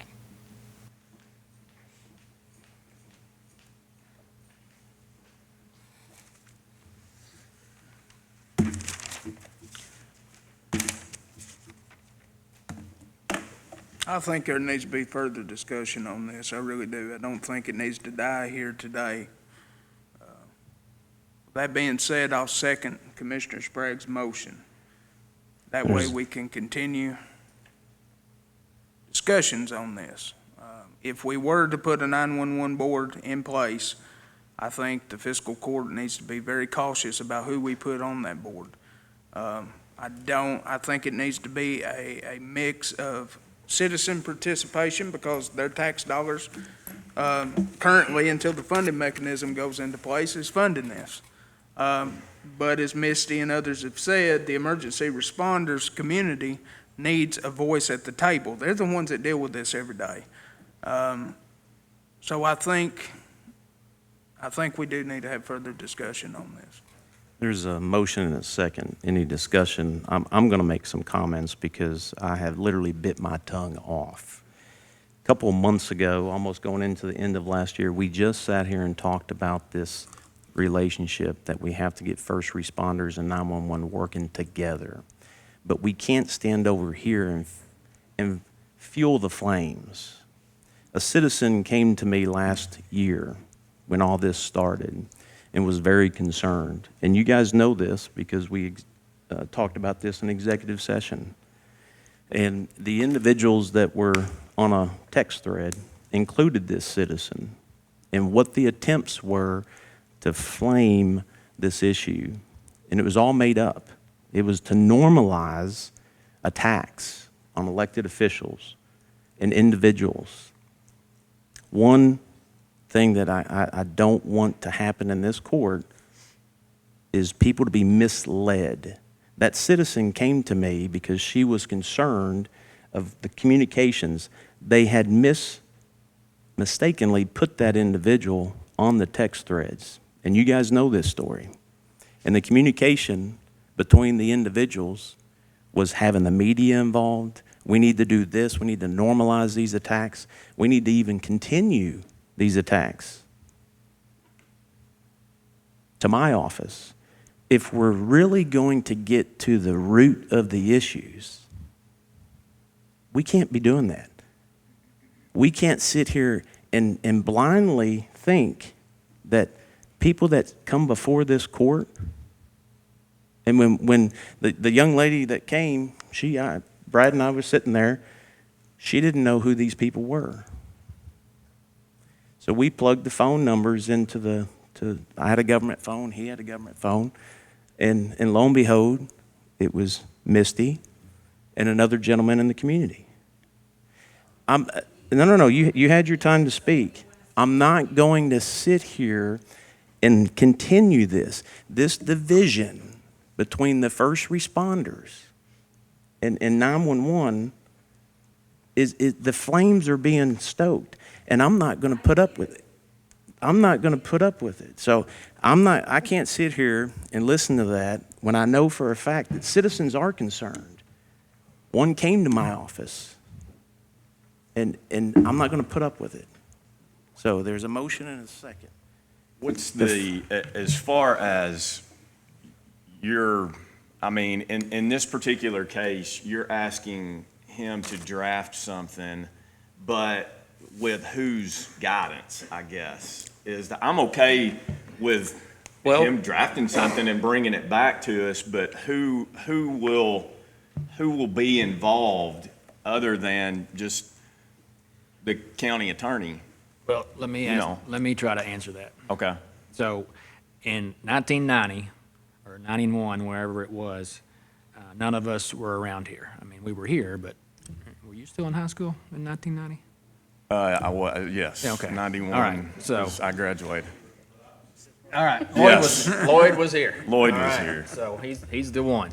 Yeah. So that board, the makeup or the original makeup of the board, I don't think ever changed. It was always the sheriff, the two chiefs of police, EMT, one representative from KSP, a citizen, and a fire department.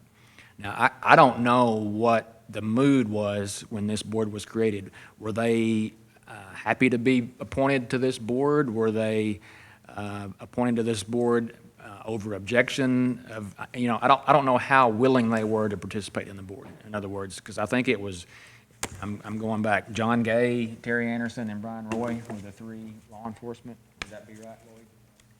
So their successors inherited those positions. And I'm not even sure that the court then could have made, somebody serve on a board if they didn't want to. I have doubts about making the sheriff or the chief of police serve on a board unless they wanted to do that. Now, that may have been something that they didn't want to do and they felt it was their obligation to do it. I don't know. You'd have to ask those original people and their successors. But what I think you've got to take into consideration, if there's 3 votes for me to draft something, is I need some more fact-finding before I can put anything in place. I mean, there's got to be, and number one, the number one concern, if you want to have a board, is you've got to have knowledgeable, willing participants. Now, what's the best makeup of that? I don't know. But that's going to require somebody to be in communication with these different agencies and come back with some kind of plan where there can be some agreement on. Yeah, that's why I'm asking, is because, how do we ask him to, I think there needs to be more than just asking him to draft it. We have to give him some type of guidance. Yes. As to, like, for instance, this particular, the different types of boards that are out there. I don't know. Yeah, and to go a little bit more into it, coming from law enforcement, the CJIS when the General Assembly first put the fee in place on the landlines, the language that was current then was a board of 51% or a single law enforcement agency or criminal justice agency, and that was for CJIS. So when you look at the makeup of the 7-member board, it was made up of 51% law enforcement. So that is consistent with the CJIS makeup. So that's where the board idea came from, was to just take that CJIS board, make it 51% to manage CJIS. And in Section C of paragraph 2 of this ordinance is the CJIS control, and it outlines CJIS control. We've got a separation of duties. So there is a CJIS control, which has changed from 91 and 92 because the FBI's board that meets and the interpretation of the state police, they've done away with 51%. Now it's just a single law enforcement or criminal justice agency. But you can see even in this ordinance or interlocal agreement that is current, that they separate out the two, the CJIS and the board. But back in 91, 92, it was new. It was new for everybody. It was a funding mechanism that they finally put in place, which is dying, and they just used that CJIS board makeup. But what happened was you had power over the employees, funding, spending, those types of things. And that's what we're really talking about. But I agree with you, Mike.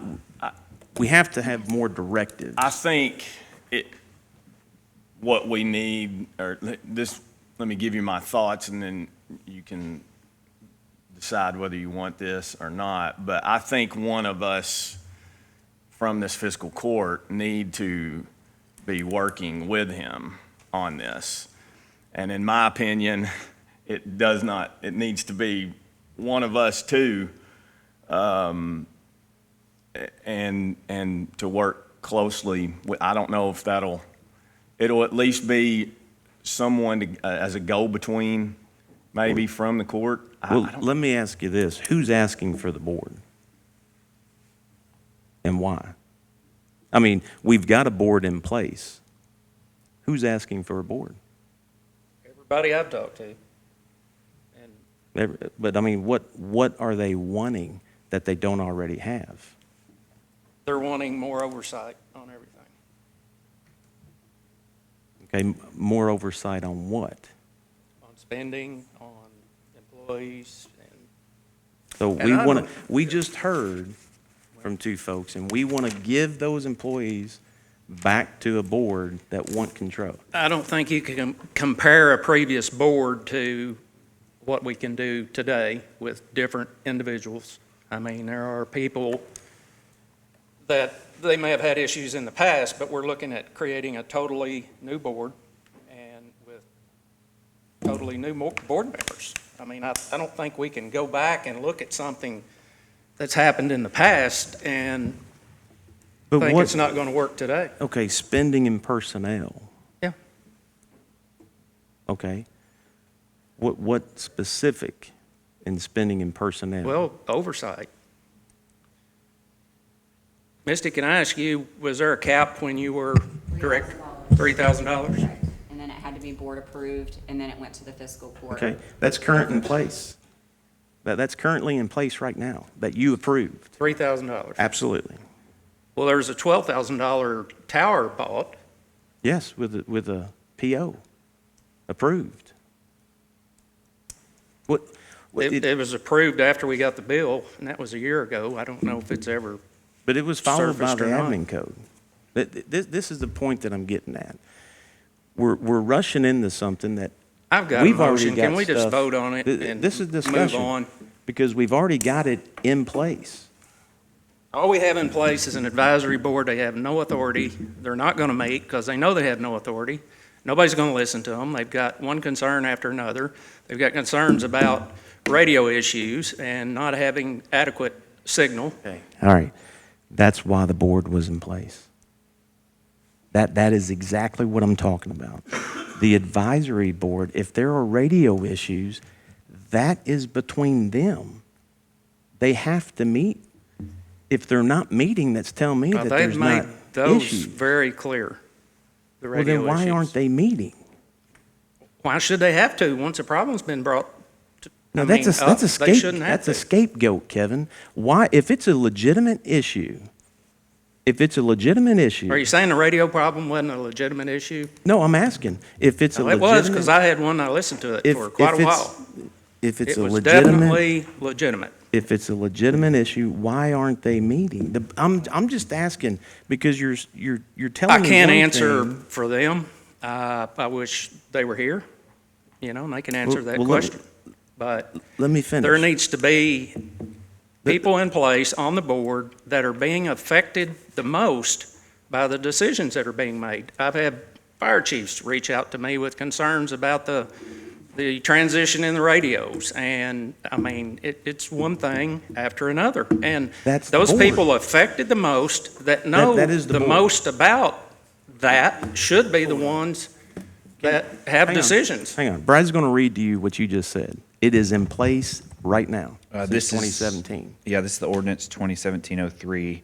Let's see here, section B, subsection 2. An advisory board consisting of the individuals named below shall meet as necessary with the Marshall County 911 director to advise on policies and procedures of Marshall County 911, not involving personnel or criminal justice information system, link NCIC.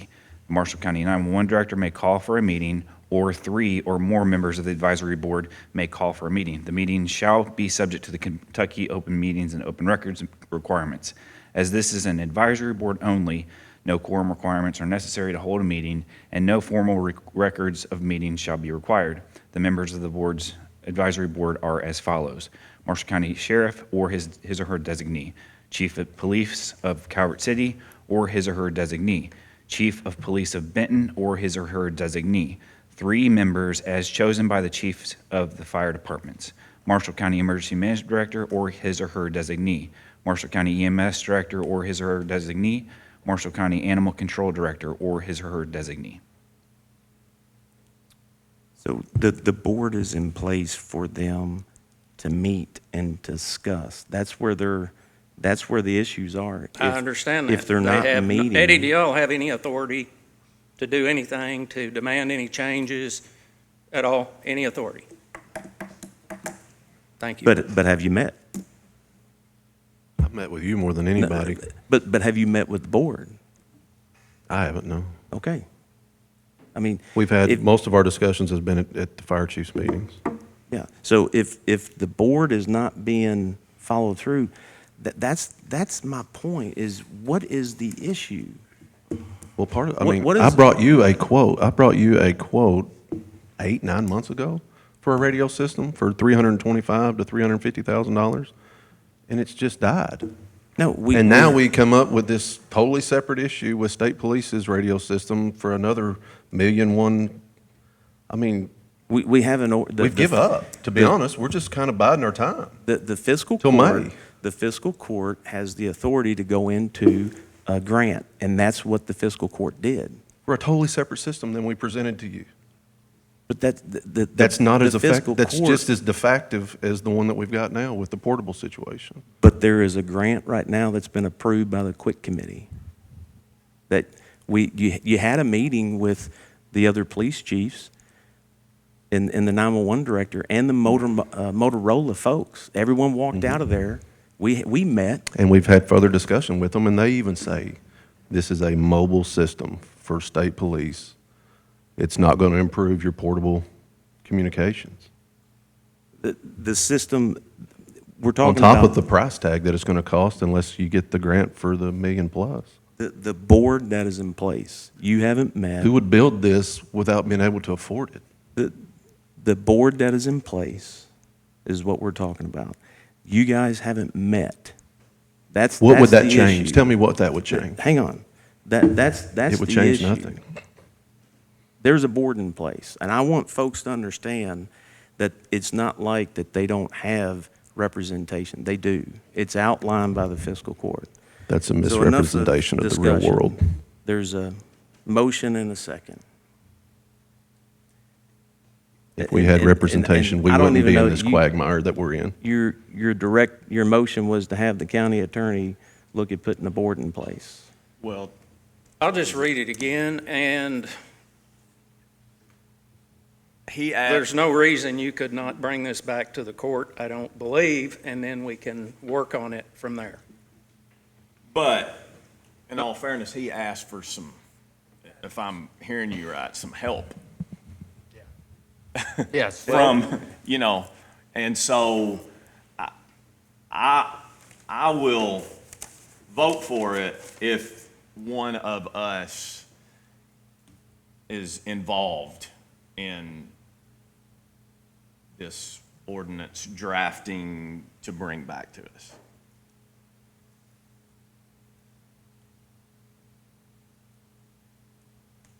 Works for me. It's better than what we have. All those in favor say aye. Aye. I'm going to oppose, and here's why. We have an admin code. We have expectations that the fiscal court has put out that are all going to have to be changed. We're putting, and no offense to council, but we're putting people in a motion to put a board in place, and we don't even know the details of what the board wants. We are literally putting the cart in front of the horse, and I can tell you that I hope that this motion does not run off this 911 director, because if it does, we got bigger problems. I agree with you. Motion passes. We'll go to correspondence, the jail commissary report.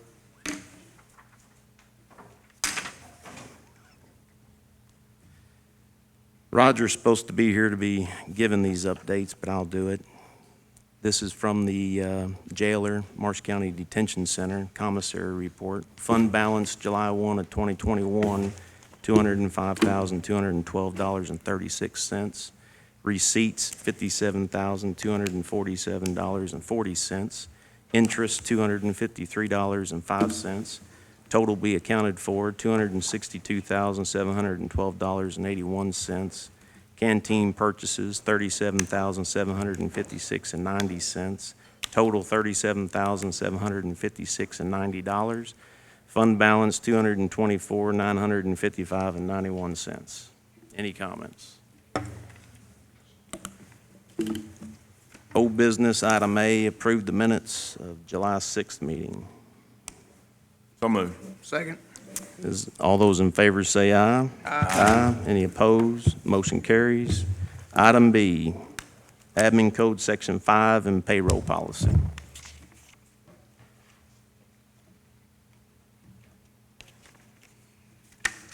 This is, I think, the last time my question was, it's an addition, entirely new addition, not replacing, correct? Correct. So, Bob, let me ask you, I think probably the way this would be handled better, are you talking about the payroll policy? yeah, As a separate policy outside the admin code, kind of like we did with the grounds policy? Okay. Because of the relationship that we've had with the jail, the sheriff, having their own admin code, what the attorney came and kind of advised us on, I think that if we put this policy in place for all county employees that were paid by the fiscal court, would make it better stand alone than part of the admin code. And I don't know, maybe Jason has another opinion on that, but I can, yep.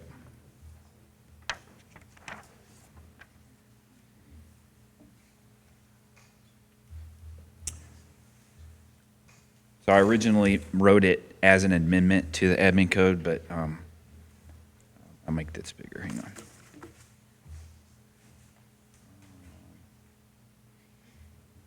Okay, so it basically starts here. So if I understand, I think I understand what you just said. We've got this payroll policy in place in the admin code. No, we don't have a payroll policy in the admin code. There's not an hourly like wage schedule? Well, yeah, but this is This is how employees record time and turn in time to the treasurer's office to get paid. Mandatory clocking in, clocking out by all county employees.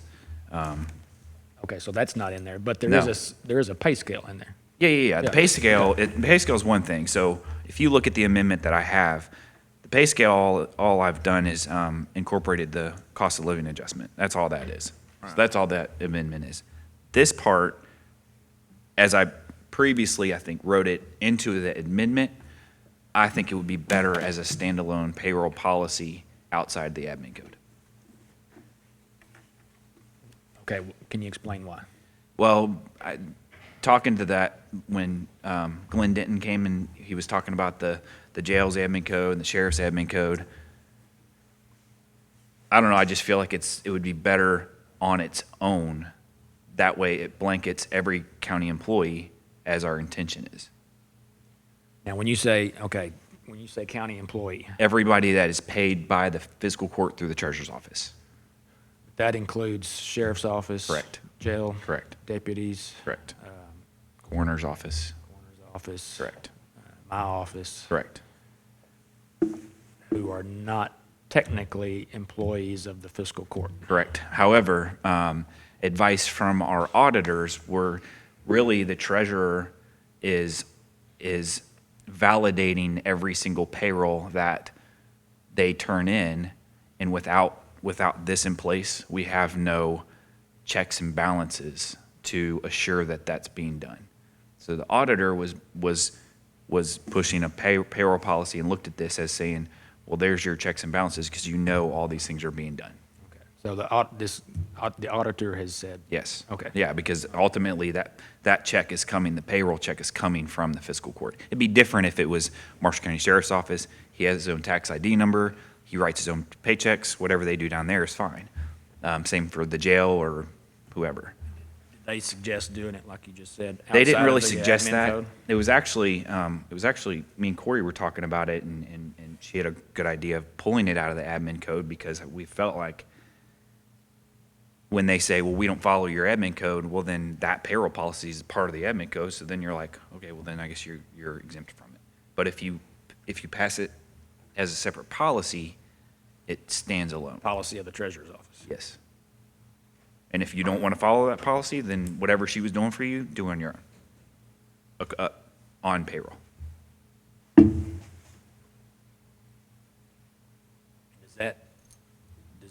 Does this payroll policy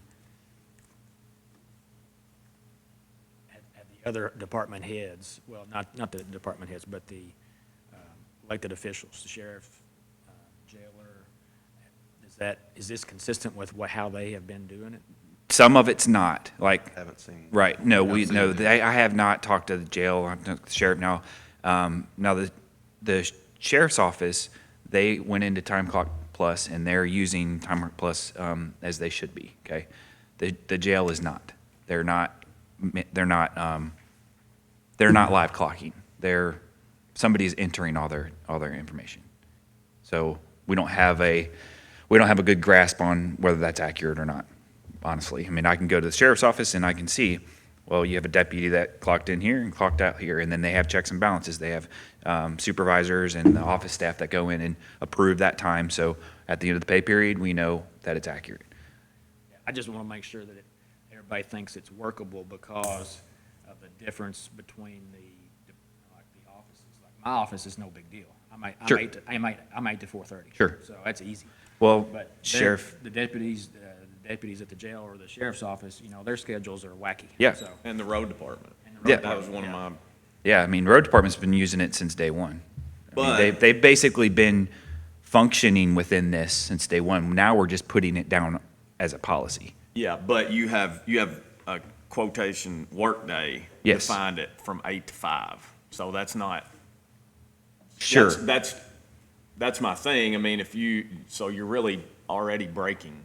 But, well, do you see further down? Okay. For agencies providing service 24 hours per day, the workday would be any hours between 12 a.m. and 11:59 p.m. That's true on Right. a 24-hour, but it's not they're not a 24-hour, right? The road department is not considered a 24-hour. Yeah, I mean, they're on call 24 hours. I mean, you don't have to deem a department I don't know that that really changes what how that's calculated into payroll, really. I mean, we're just defining workday as, judge's office is 8 to 5. Sheriff's office is, 24/7. Road department can be 24/7. Parks department can be 24/7. So I don't really know that we can change that if you'd like, but I don't know that kind of holds us up in. I think it's just definitions. Also, because a work week we define so that we can also define what overtime is, which we have in our admin code anyway, but it's state system policy. Correct. The Sunday to Sunday? Yes, Sunday to Sunday. And I was going to say, Sheriff, you guys have been on time clock for a bit now, so, I mean, you don't see anything according to your schedule being 24/7. Yeah, as long as there's no surprises here of what we're No, doing. there really isn't. I mean, and by all means, I would want everybody to see this and know how. I think the biggest one at this point is going to be the jail. They don't have, that there's no guideline of making them do any of it. And we felt it necessary to make sure that we're all consistent when we're doing payroll. Everybody's, recording time the same way and turning it in the same way. And if they didn't want to, that's a whole other discussion. Yeah, if we're going to do it as a payroll policy, I think it'd be good to get this out to them prior to us voting on it. Is there anything wrong with taking the 8 to 5 out? No. No, and what I can do is, I mean, I can send you this and you look it over, and I'll send it to every other department. Really, it reflects what they're doing. It really does. I mean, and I don't mind sharing it out and letting everybody look at it and say, that's not going to work for us, and then I can bring those concerns back, but. Yeah. Well, and I think the auditors have said too, they've cited KRS 441 that the jailer does have to follow our admin. Correct.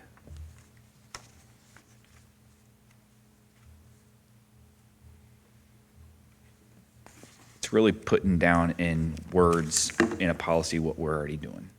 But yes, I can certainly share that with them and get any feedback by next meeting.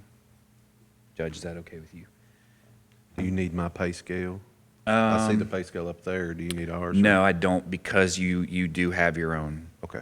policies and procedures. So this, assuming what I sent you guys first, I will take the payroll policy out of the amendment, okay? And then we can approve the ordinance simply amending 5.3. Correct. D. That would be the only thing on the amendment. Okay, one other question.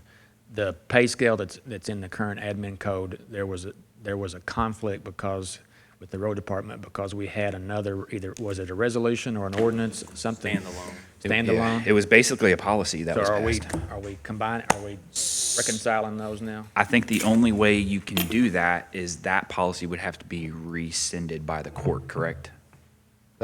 I do think it's important while Right. we're looking at this to reconcile it, to make sure that there's no discrepancies between the two. And that's what I think our discussion was when we talked about the road department payroll policy, was there was discrepancies. It didn't line up. So if we had just one, this would take the place of that, and people would fall within this one. Yeah, and that was implemented before Yes. we brought the third party in, so it's just, it does need to be rectified. It needs to be consistent. Is this in line with Roy now?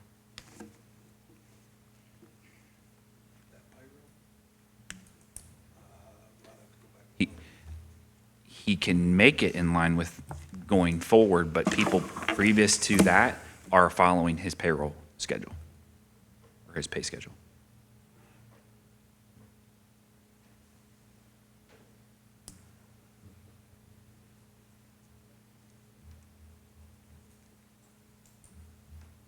So I guess two things. I don't know. Would this be the first reading of the ordinance and amendment? Well, we just can't substantially change it between the second and first. Right. I mean, if there's no rush, we can not count this as the first reading, send it out, there's, I mean, according to the KRS, that time frame for the fiscal court to review it was in June. So any amendments presented thereafter is from the judge. So, I mean,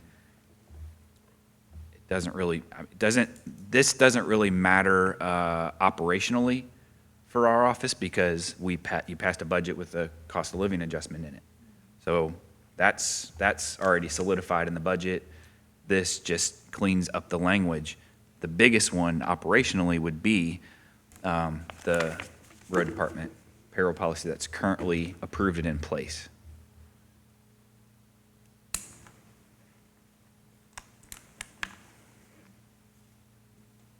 So I guess my question would be, do you want to work with Roy to make sure that this is going to fit where for people coming in, not necessarily who's there now? Well, I think the discussion, if I'm not mistaken, was that what was previously was put in was based off of time and not, this was not based off of time. Correct.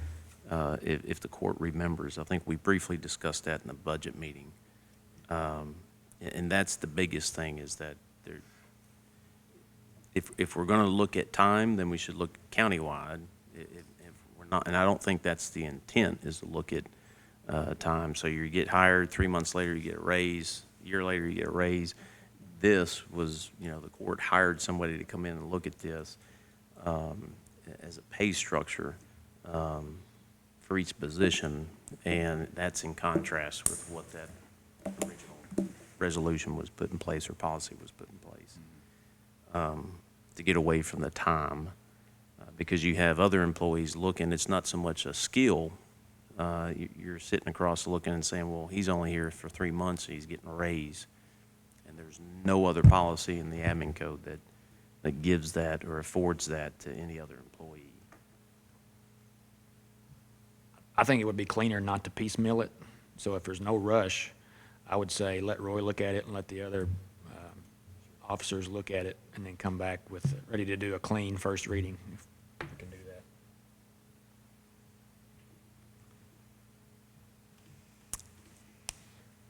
Roy, you can get with me and Brad, and we can sit down and go over that. All right. New business, item A. Judge, before we go into new business, I move for a recess. Is there a motion? Second. All those in favor say aye. Aye. Any opposed? Motion carries. Okay, let's get started. New business, we'll call court back to order. Item A, True Line signage. True Line is going to be doing the work on the roof. They have signage they want to put out on the court square with the new policy. We just need approval for that. Is it just a short period of time while they're doing the Yes. work? Yes. Probably like Okay. one of those yard signs that they put work done by. No, it'll be a big one, yeah. That way, they're gonna try to do most of their work on the Saturdays, but if something happens where a piece of, something falls, hits a car, people know who to call, to contact. Okay, But- all right. Well, I'll move that we approve it during the time of construction. Is there a second? Second. All those in favor say aye. Aye. Aye. Any opposed? Motion carries. Waste path agreement? You guys should have gotten this. Jason looked at it.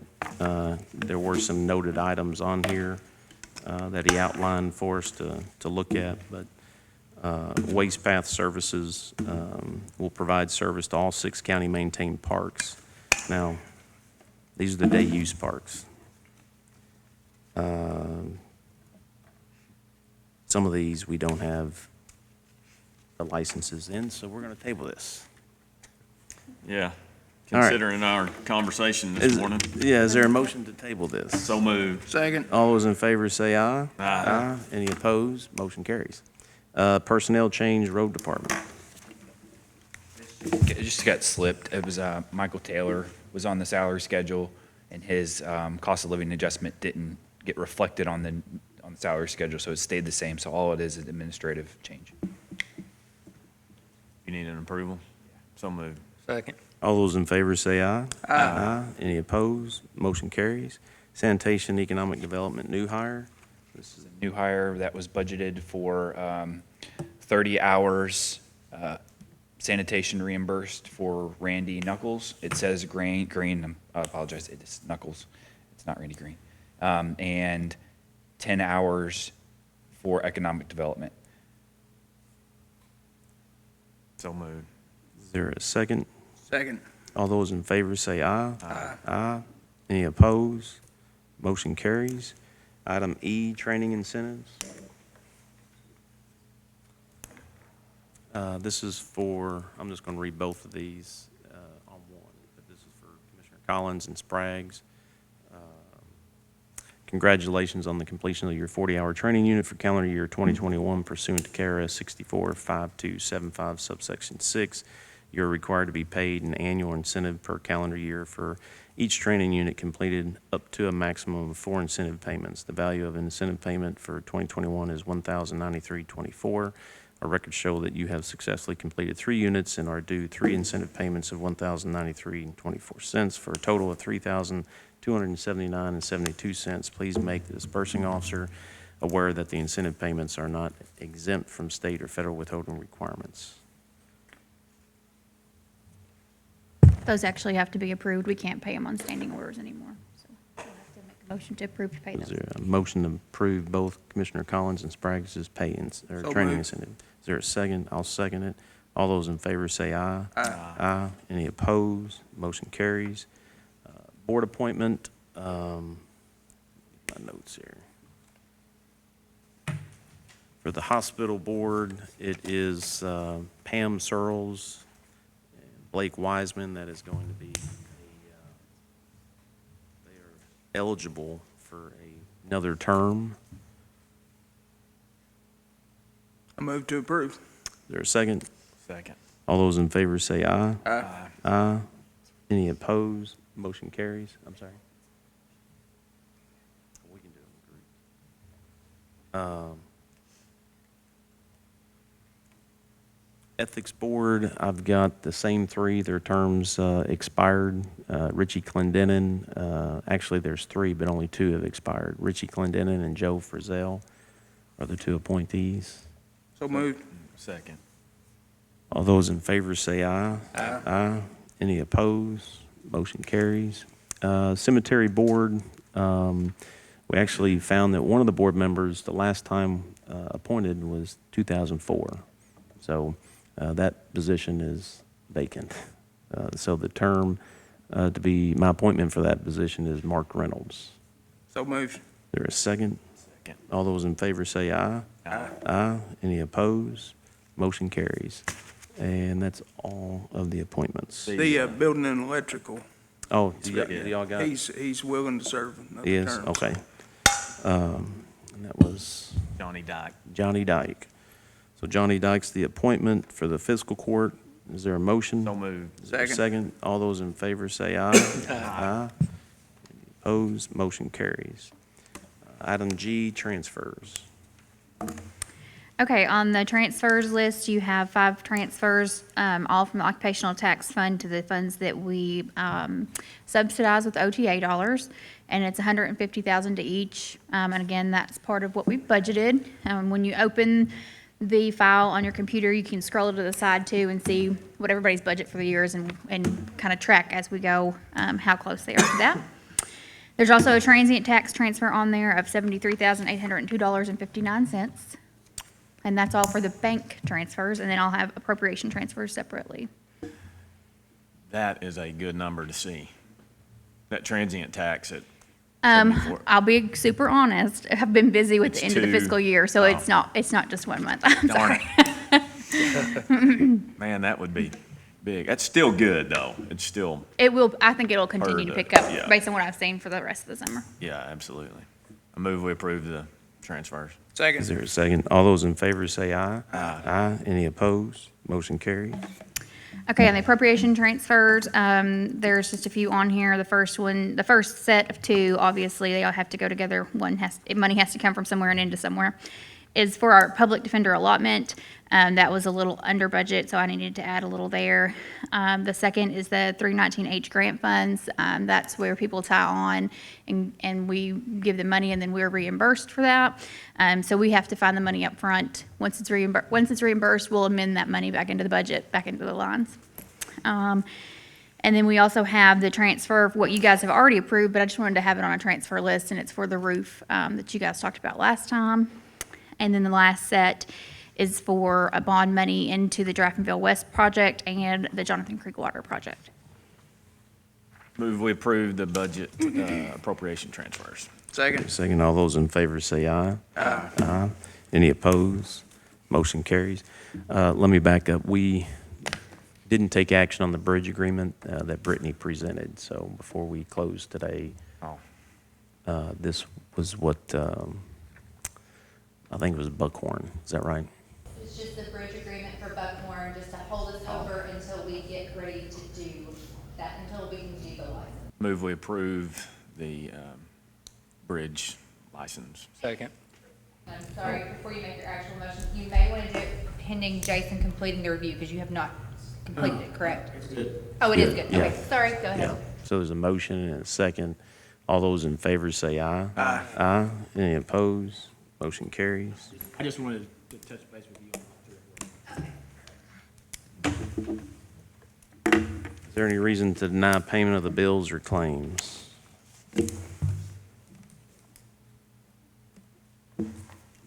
Hearing none, let the clerk record the bills and claims to be paid.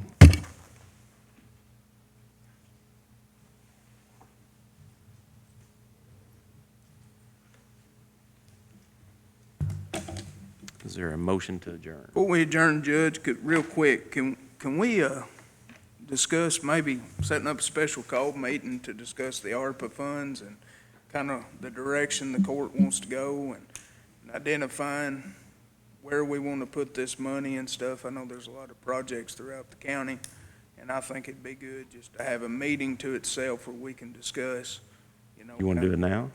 If you want to. Yeah. that'd be fine. I Yeah. don't have a problem doing it. Yeah, I'm ready to go. I mean, we know the monies are coming in. We've already committed, I think, $700,000 for Calvert City's 2 projects. Yeah.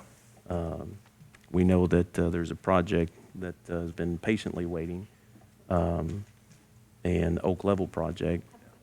That's some projects that I'm wanting to see done, but I'm all up for discussion. Price tag on the Oak Level? Oak Level is a $13 million price tag. However, it's a collaborative effort with the city of Benton because it's their infrastructure. But and this is just my opinion, if we're ever going to solve the water issue, we can't piecemeal these dollars. We have to commit them to projects that are going to actually have a big bang for the dollar, because I don't know when, if ever, we'll be getting $6 million to have an impact in our community. Once in a generation, you ain't gonna see Yes. that. We got an opportunity to get this water Yes. situation solved. At least putting Yeah. a big dent in Yeah. it. I know there's folks here that obviously have been waiting, so. I still, the question that I have, I mean, we know exactly what we're getting as far as ARPA is concerned.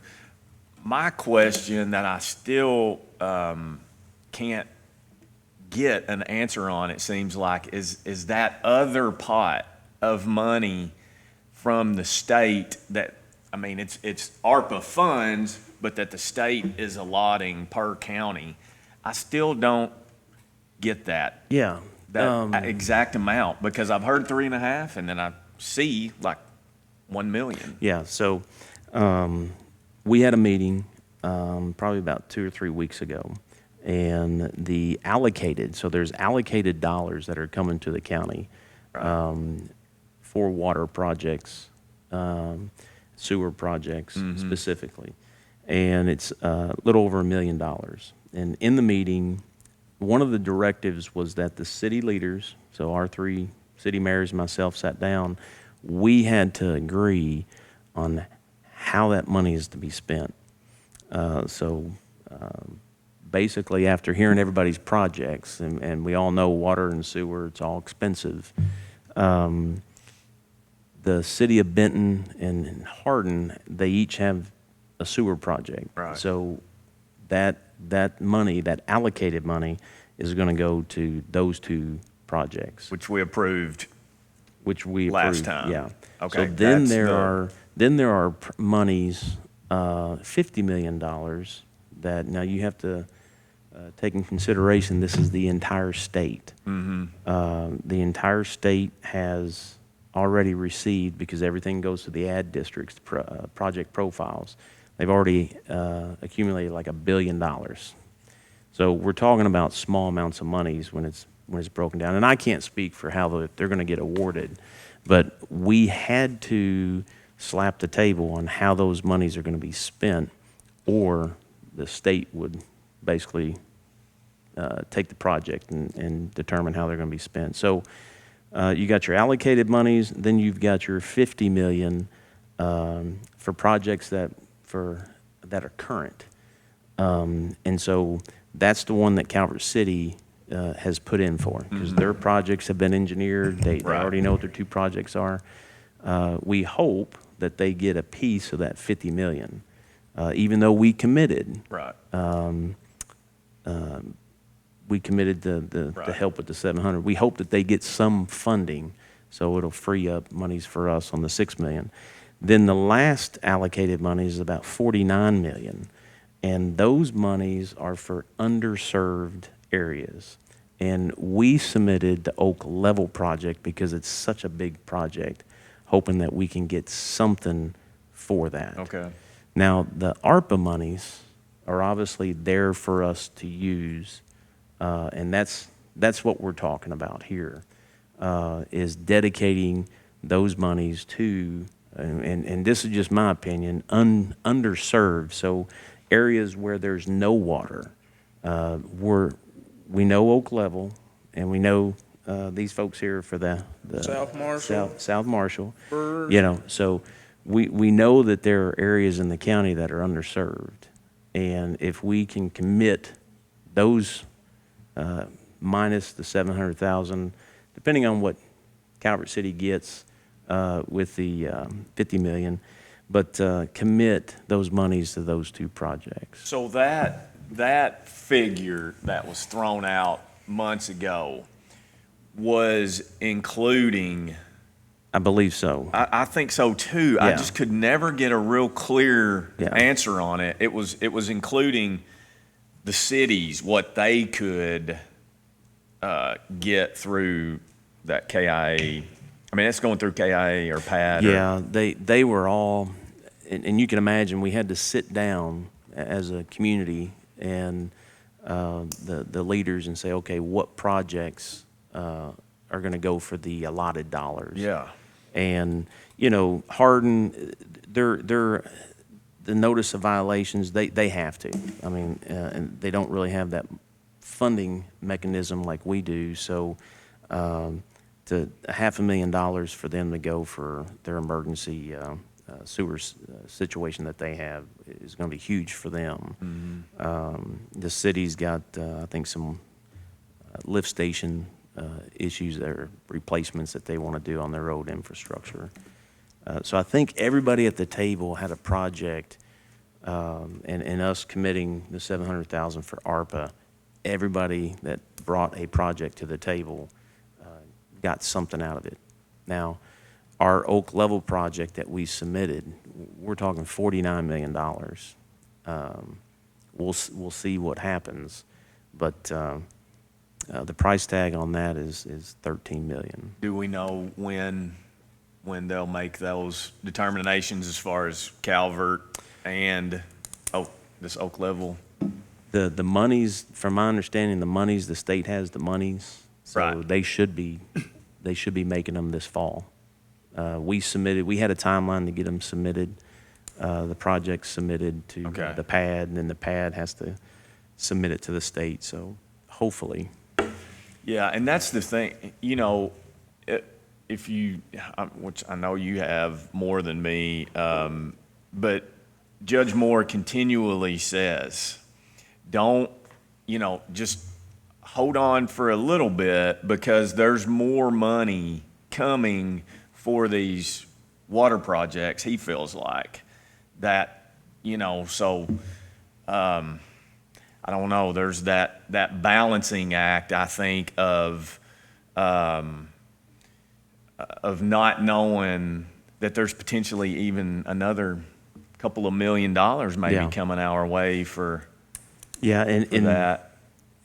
and maybe it's having those projects actually, Engineered. the engineered, profiled. Which you we know. have. Yes. We have those engineered already, Yeah. so. Well, the one that we're gonna look for, I just told these folks, I'm gonna send Rivercrest out to But make sure. wasn't that project engineered with Water Vision 2020? Was it not on that engineer map? I haven't seen it.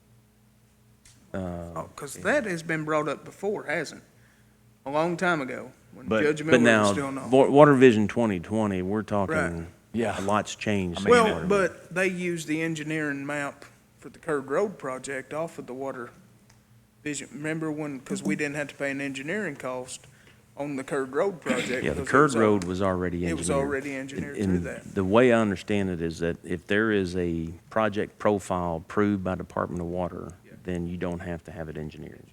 And that's the thing, is what we got to find out, is if Yeah. that project is actually a project profile, because if it is a project profile, then it doesn't have to be engineered. But if it's not, we have to engineer it, or it has to be engineered, which is no problem. We just need to make sure we know what we're Exact doing. cost. Yeah. Okay. But I would say, if that's something that we want to do today, to just say, hey, these two projects, Oak Level and their project, is something that we want to commit to, I'm fine with that. Absolutely, I think. Now, we're not Yeah. committing to any specifics, because we Right. don't Right. know, but to at least give some assurance to those folks that we're going to put those monies towards those projects. And we get all that, Yeah. I mean, those are the projects that need to be done. Okay. So, I mean, how many households, that's a ton of households. How There many were- households down y'all's way? Over 15 just on, There are Yeah. 26 homes that do not currently have running water. There are 12 that are guaranteed to sign up. There's 17 that could use it because their wells are starting to go bad. 2 of them just had re-drilled for the cost of $29,000 per drill. So you're talking 15 to 17 people guaranteed, plus the agricultural system where they're having to truck in water. They wouldn't have to Yeah. truck in as much water anymore. yeah. And Oak Level, I think, just off the top of my head, is about 200, maybe a little bit more than 200. And that's the city of Benton has got a portion that they are doing with the old infrastructure, and then running out further, I think, on Simpsonia. Another area too, we need Mayfield Highway down Hauser Road. Now that section's been touched. Of course, it's in the city of Benton's infrastructure. Jason, how far does water come to you? You don't have it. It's, And I would say that it's within 6/10 of a mile, 7/10 of a mile from my house. You got several households down through that way. And then Van Zora, I mean, it stops at Barrett, right there, right? The Barrett Wiseman compound. Yeah. Yes, the compound is Yeah. covered.